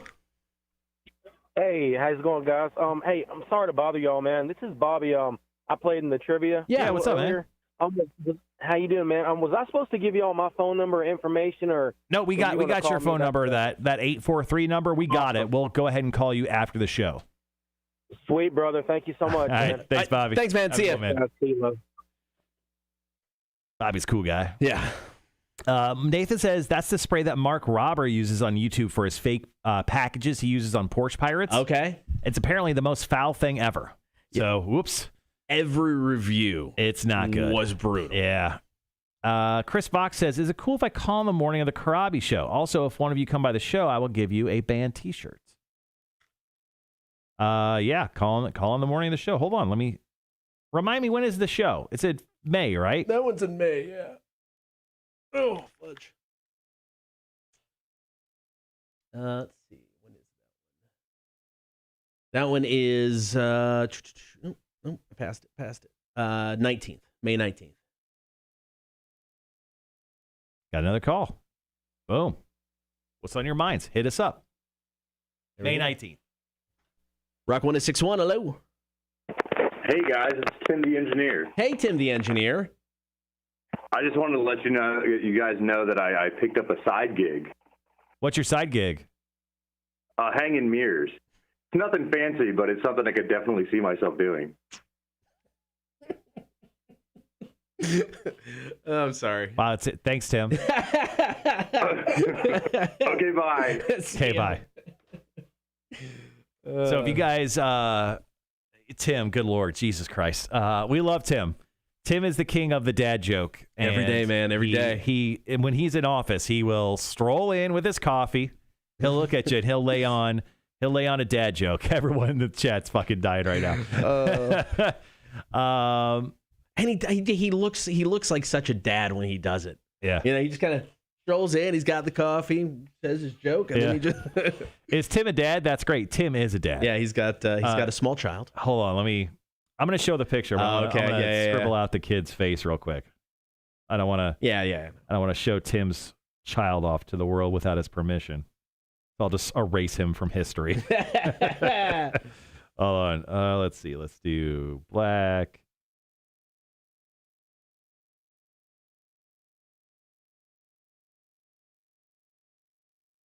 All right. So Tim over the weekend on Facebook put this picture up on the story, and there's Tim. Tim went plaid on plaid with the high white socks and the high top Converse All Stars. So first and foremost, Tim is dad. Little Elijah, cute as hell. But more importantly, that outfit is a crime against nature, and he should honestly apologize to everyone that just had to see it. I think Tim was like, "Go ahead, show the picture." Clean. My son is wearing plaid shorts as well. Don't do that to your kid. Come on. Let's see. Must have missed my new potential dad news. Hold on. Let's scroll out. What did you say? Just missing a fanny pack. That's right. Got some hopeful good news this morning. Maybe going to be a dad again, says Clean Marine 71. My wife took a home pregnancy test, and it was positive, so just waiting for a doctor appointment for true confirmation. Congrats on that news. Congratulations. That's awesome, man. If that's what you wanted. I won't say congratulations unless it's what you wanted. If not, we're sorry that you have another child. He was posting like it was a good thing, so I'm going to go good. Just in case. Going good. I've seen, dude, I don't know, I came along a compilation video of dudes who did like the gender reveal parties, and like dads being disappointed because it's always girls. It's like every single one just goes, wow, God. Suck it up, man. No, if my wife had come to me now and be like, oh, by the way, I'm pregnant, you would see a grown man cry, and it would not be tears of joy. Do you think you would cry? It would not be tears of joy. What if it was a boy, though? You never had a boy. It would not be tears of joy. Cotter, baby boy? No. If you had a boy, what would you name him? I don't know. Nothing. I don't even want to think about it. I refuse to allow his existence. I don't want to think about it. No, I could not have a kid right now. Whoa, dude, you're 50 and she's 47? Good for you guys. Get it done, guys. Still getting sexy all these years later. Good for you, you freaks. Congrats, guys. No, that's awesome. That is awesome. I couldn't do it for me, man. I couldn't do it. I'm so good with my kids being older. He goes, my third, her second. That's awesome. Good for you guys. That's cool. Chris Fox just wrote dick. I don't know. Yeah, sure. Yeah. We're both dicks. We're also college dropouts and morning radio show hosts and lovers of burritos and green hatch chilies. I've been back on a hatch chili kick. So you know, I've been to Kroger 4 or 5 times, and I've looked around for green hatch chilies. I have no idea where they're at. It's just in the aisle with all of the taco shells and all the Mexican food. Oh, really? I thought they were in like the like an animal just shot through that bush right there. I thought they were in the like the fancy like cheese area. No. It's in with all of the other taco stuff. And are they in cool? Are they in like a cooler section over there? Nope. Oh, okay. They're just in a little white plastic container with the yellow lid. I will say though, they went from 1 row of them to 2 rows of them. I'm buying enough where they had to put up 2 rows now. Cotter is keeping that stuff in stock. You're keeping that company afloat. If I had a boy, I would name him Dickhead. Okay, there you go. I get it now. Thank you. Gibby says, if my wife says she's pregnant, I'd have to get checked to see if the plumbing reconnected because this guy had the surgery. Right there with you, man. I mean, what do you say? What if you got, the surgery and your wife goes, I'm pregnant? Would your first reaction be like, by who? No, because the stuff can grow back. And like I said, I never went back for the, what was supposed to be the final check, to make sure it was working. So no, I wouldn't think my wife's Nathan still definitely isn't talking about testicles or reconnecting them. He's talking about green hatch chilies when he says saute them and put them on top of a burger with a slice of white American cheese. just your testicle parts they took out. Just saute that and lay it on top of a burger. I hear they're delicious. No, this time of year. That does sound delicious. No more kiddos in the Parnell house. I got 2 girls now.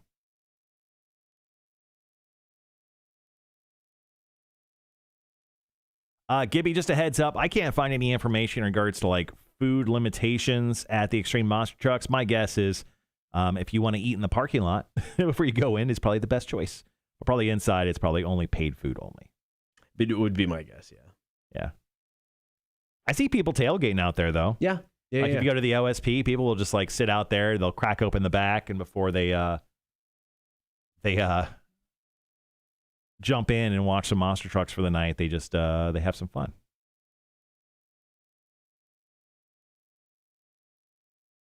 Got about a minute. We'll get into the first story of Marshall's music news. Oh, I gotta do a revision on my Navy Federal spot. I say good morning.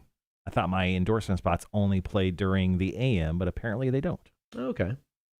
That's good to know, because I've been saying good morning for the last 3 months. 2 months. I did the same thing, Gibby. I went back for the first one, but I never went back again. I'm just like, yeah, it's good enough. They said it was still good. Until it's not.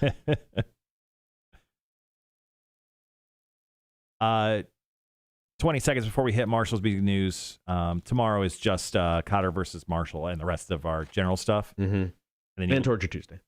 Torture Tuesday. And you can quiz me in the face. All right, be right back.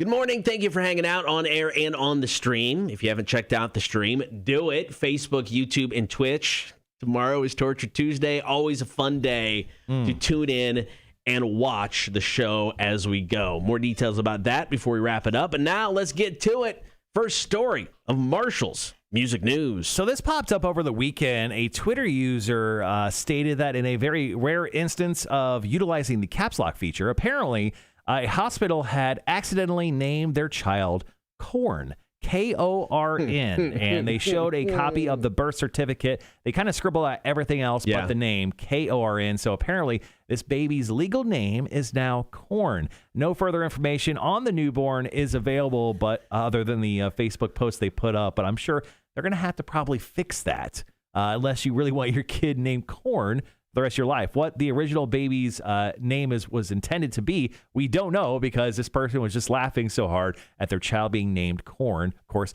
after the very popular heavy metal band.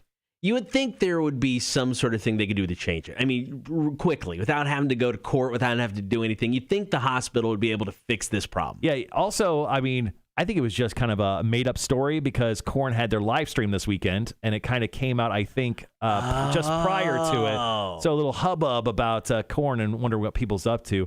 Of course, they had the monumental live stream event this past Saturday. We hooked up a lot of people with live stream codes. Thanks for hanging out. And if you saw the contest on Saturday we hooked up a bunch of people there as well. Now, Korn has wrapped up a new album. No details are yet available. We don't know the date will be released or what it's called, but they have confirmed that a new album is completely wrapped up and ready to be released whenever they decide. But my guess will probably be by the end of the year, if not early next year, we'll probably get some Korn. But that is the latest from the actual Korn camp. So for the album, I just want it to be a self-titled album with a picture of a baby on the cover. That's all it needs to be. Self-titled part 2. All right, here's Korn has got the life. More of Marshall's music news coming up. Cotter and Marshall Show, Rock 106.1.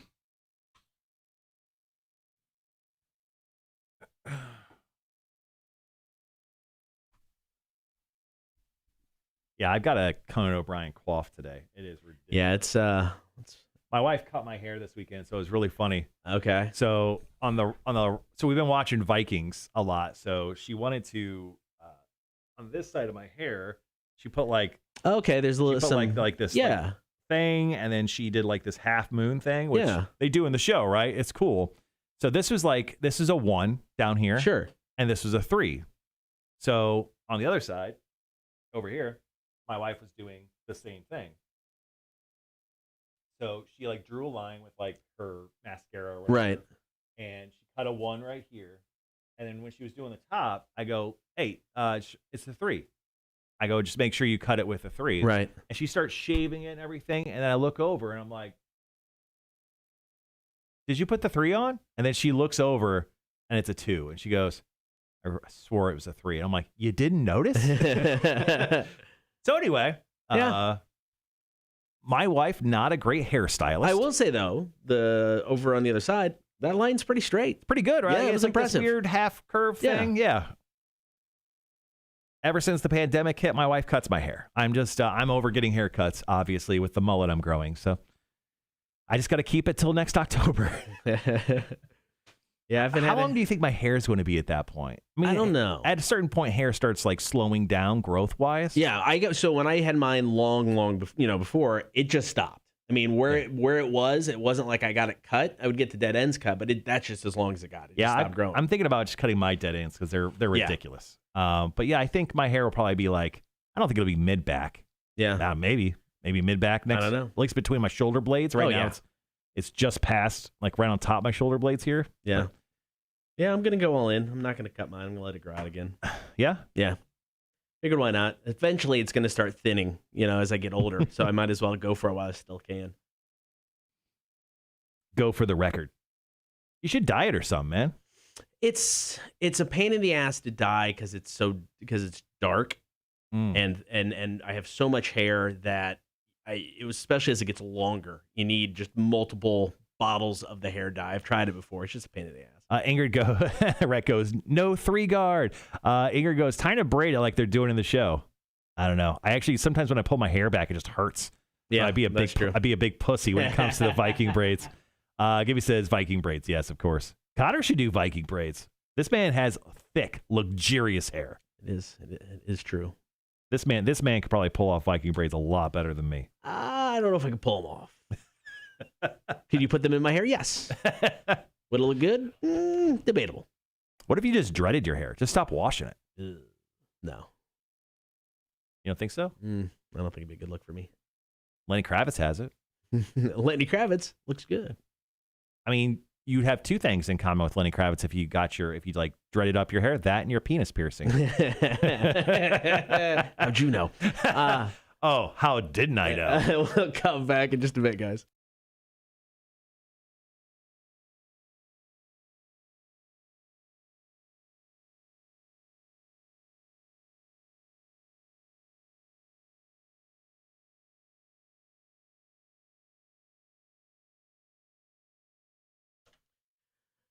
Good morning. Thank you for hanging out. Be sure to get the stream, Facebook, YouTube, and Twitch. You can always listen to the show. Download the Rock 1061 app. Get us on your in-home smart speaker or check us out at rock1061.com. Right now, let's get back into it. Story number 2, Marshall's music news. So a few months back, my confidence level for a new Stained album, if you'd asked me, I'm like, that's pretty high. I think we're going to get it. Now, not so much. In a recent interview, Aaron Lewis spoke to Billboard on the progress of the songwriting for the new album, their first one since 2011. Well, he says, there are definitely some ideas that have been shared with me that I focused on for a little bit. We haven't really talked very much about producers or where that type of stuff is yet. We've all kind of got our thoughts and ideas, so we'll see. That is a far different cry from when he said that he anticipated having a new Stained album out last year, prior to the pandemic, and almost expected one to be done in 2021. Now, I don't think we're going to have anything for quite some time. That sounds like they gave me their stuff, and I don't like it, so I'm going to redo everything. Yeah, well, moving on here, Aaron Lewis talked about a new solo project. Yes, a country album. He said he's working on a separate project that sounds like somewhere between, wait for this, Pink Floyd's Dark Side of the Moon and Billie Eilish. He goes, very dreamscapey, very ethereal, or ethereal, whatever you want to say. The music landscape is quite simple and sparse. There's lots of stuff going on without much stuff going on, he says. I'll be much more focused around melody this time when it comes to his new country album, but it doesn't look like we'll be getting a new Stained album anytime soon. And even what he said about his new country album doesn't sell me on that either. No. He's going to have to step up the game if you want me to pay attention to his country albums. Stained is one of those bands that I would love to see him live. Get back together, play some shows. I don't care about new music from that band. I just don't know. That's not a band I need new music from. Yeah, I get it. I don't think I've missed him too terribly over this past decade. It's hard to believe it's been a decade since we last heard from him, but I mean, eventually we're going to get it, and we're definitely going to see them live. I mean, they do have a string of shows that are going to happen very soon. All right, coming back, wrap up the show. One more story with Marshall's Music News, Rock 1061. Let's see. Ingrid goes, do we really want to know how you know about that, Marshall? Oh, the penis piercing? Test it out, did you? I wouldn't say I tested it out, but I had glanced at it like an eagle hovering over some mountains.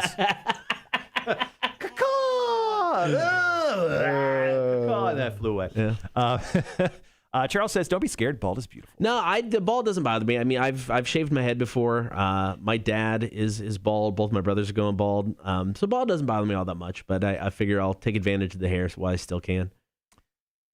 Colleen Marine looks like he's big mad here. He goes, whoa, what the hell? My wife's OBGYN won't see her to confirm because we are moving in June. So they only see anyone in 8 to 10 weeks.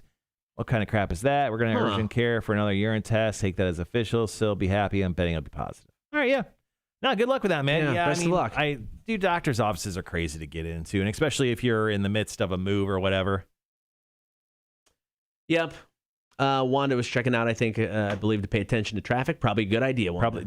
Probably a good idea. You be careful. Yeah, Take care of you. Good luck with you over in Atlanta. Yeah, thinking about you. All right, there's one more story, guys. We're going to do a little Rammstein silly story to wrap up the day, and then that'll be it. Tomorrow on the shore? Possibly. I don't know. We should go to Tybee and just do the show from the shore. I'm down. So tomorrow on the show, it's Torture Tuesday. We'll also do Cotter versus Marshall, which I guarantee you're going to win because you're going to blow the air horn in the middle of it and make me gas chamber myself, which I would do to you. I would never. I'm not going to lie. I would totally do that to you. Would never have thought of that. Yeah. We'll do that. We'll do music news. We'll do About Last Night. We'll do trivia. God, I hope someone takes you on. You played 5 times this month. It's crazy, right? I'm fine with it. I don't need to keep writing trivia. I'm happy to play, guys. Happy to play. Cotter's an option? Yeah. Guess you guys. See you soon. Chris, thanks for hanging out with us this morning, man. We appreciate it. Thank you. We'll talk to you soon, especially near that Karabi show.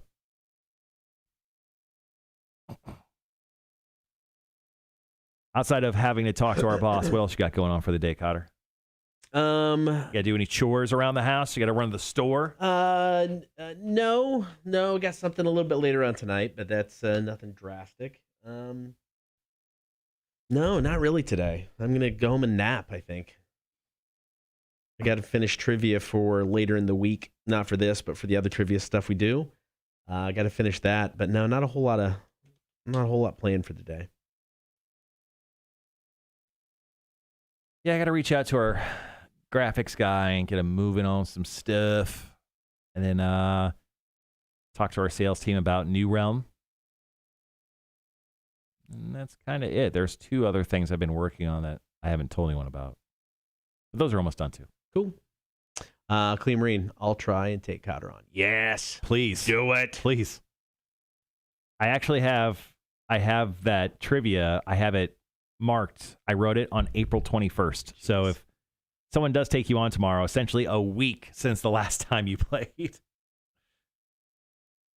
And just to clear it up, I've been beaten in trivia 3 times. Almost as many as you. I mean, you lost 4 times, like right out the gate. Right.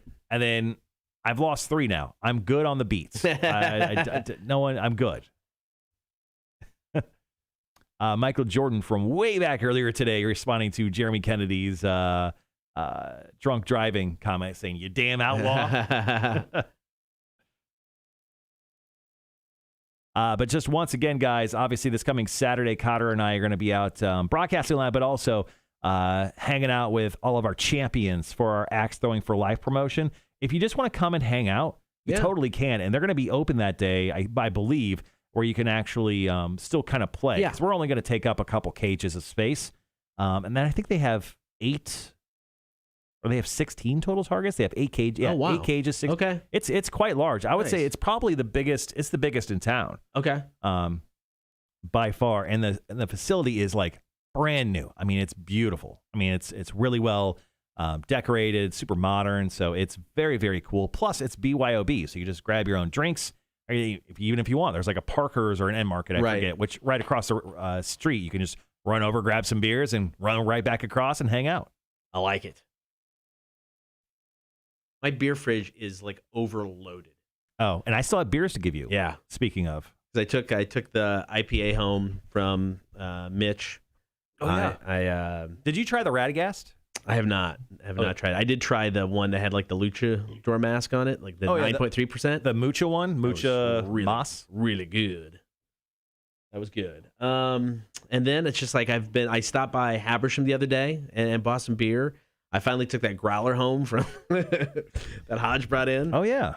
Oh, I forgot that we had that. I did too. Drank some of that this weekend. So still good. So. All right, got about 3 minutes, and then we'll be back with the final story for the day. Wrap up the show.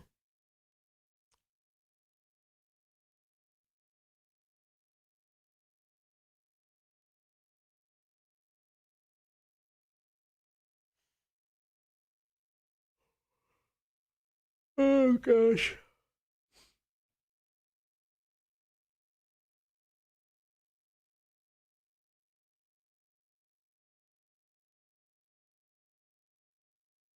Cool, and cool.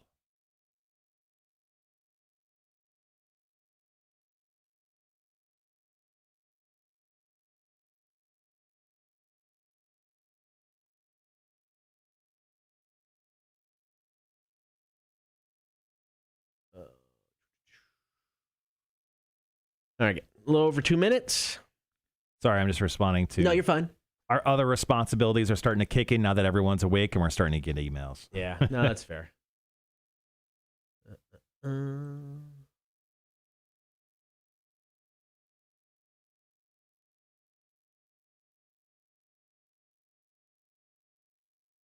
About 2 minutes left. Final break of the day. One more story, and then let you know what's going down tomorrow. Should be a fun day tomorrow. Yeah. Not for everyone. Probably not even for you, man. No, I think I really think this is going to be bad for everybody. Yeah, I think this is going to be bad for both of us. I'm going to bring lots of water. It's a good idea. I'm going to refill I have a little fridge in my office. I'm going to make sure that thing is full of water. Yeah, no, that's a good idea. Maybe a couple garbage cans, just in case. Yeah, I think, I just have a bad feeling it's going to backfire badly. Be a double torture Tuesday. Yeah, I think everybody in the building, it's just going to go really bad. So I built a like new little home gym I've been telling you about. Yeah. Like I got all the things, the resistance bands. Right. I moved from weights to that. So my wife brought up, she's like, when we're working out here in the summertime, gnats are going to be bad. So we bought like this little industrial looking fan. It was like $50. I got it from Sam's Club. And this thing is just like a monster. I mean, it rips, it blows. Kind of want to bring it in tomorrow, just in case. Not a bad idea. Ingrid actually has a great suggestion: gas mask. we'll work on that. I would love a gas mask for tomorrow. Ain't gonna lie. It would look hilarious the whole day if you're wearing a gas mask. All right, guys, got about 30 seconds.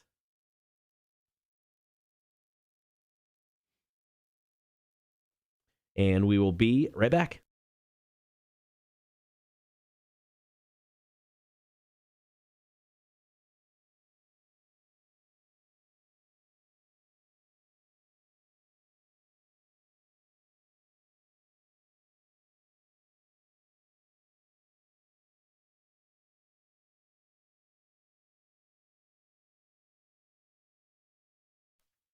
Good morning. Thank you for hanging out. Before we get out of here, one more time, story 3, Marshall's music news. So if you guys have seen pictures or ever been to a Rammstein show, you would know that their stage build-outs are insane. They're epic looking. I mean, especially their outdoor ones. They're 3-4 stories high. I mean, they look like giant castles that have like working elevators in them.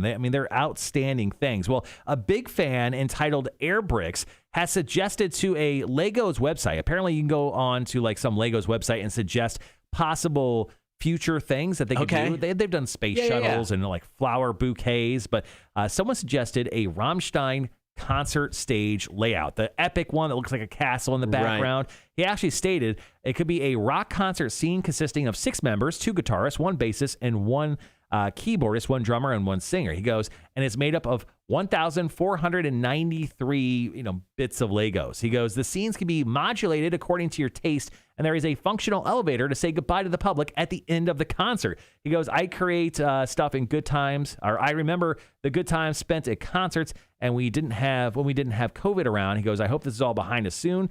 And he goes, I hope that you guys vote for my project that can be called Stadium Tour from Rammstein. Now, the guys from Rammstein saw this as well and actually like retweeted it. They're very excited about this. So, and it's gotten some good push from the public. So hopefully, cross your fingers, probably not, but one day, Rammstein Lego version could be in existence, and that would be very cool. That's one of those things you never thought of like as an honor, being turned into Legos. But how awesome would it be to have your own Lego set? I don't know. I mean, to be memorialized in certain ways, outstanding. Like statues outside of buildings, cool. But Lego sets, that would be pretty dope. That's what I'm saying. All right, coming up tomorrow on the show, it is Torture Tuesday. Gas chamber. We will all suffer horribly thanks to a bottle of liquid ass. The reviews, on Amazon say this stuff is potent. Yeah, they say essentially this is the worst fart prank spray on the market. We bought it. So what I'm going to do tomorrow is, I have it on the live stream right now. I'm going to just take 1 squirt it into this plastic quart bag. I'm going to sniff and then lock it all right up. And I'm going to do it anytime Cotter asks me during the 4 hours of the Cotter and Marshall show tomorrow. So that's Torture Tuesday tomorrow, starting right at 6 with the show. We've got Cotter versus Marshall at the top of the 8 o'clock hour. And, of course, trivia. Are you smarter than a community college dropout? Brought to you by Rotten Little Bastard Distillery. Your chance to call in and play around 8:30. So a full show tomorrow. We'll talk to you then, 6 o'clock. Cotter and Marshall Show, Rock 106.1. All right, guys, Cotter laid it out for you tomorrow. It's going to be a fun one, just absolutely ridiculous. Charles, back to the job site. Have fun with that. We'll talk to you guys tomorrow, 6 a.m. Have a good one.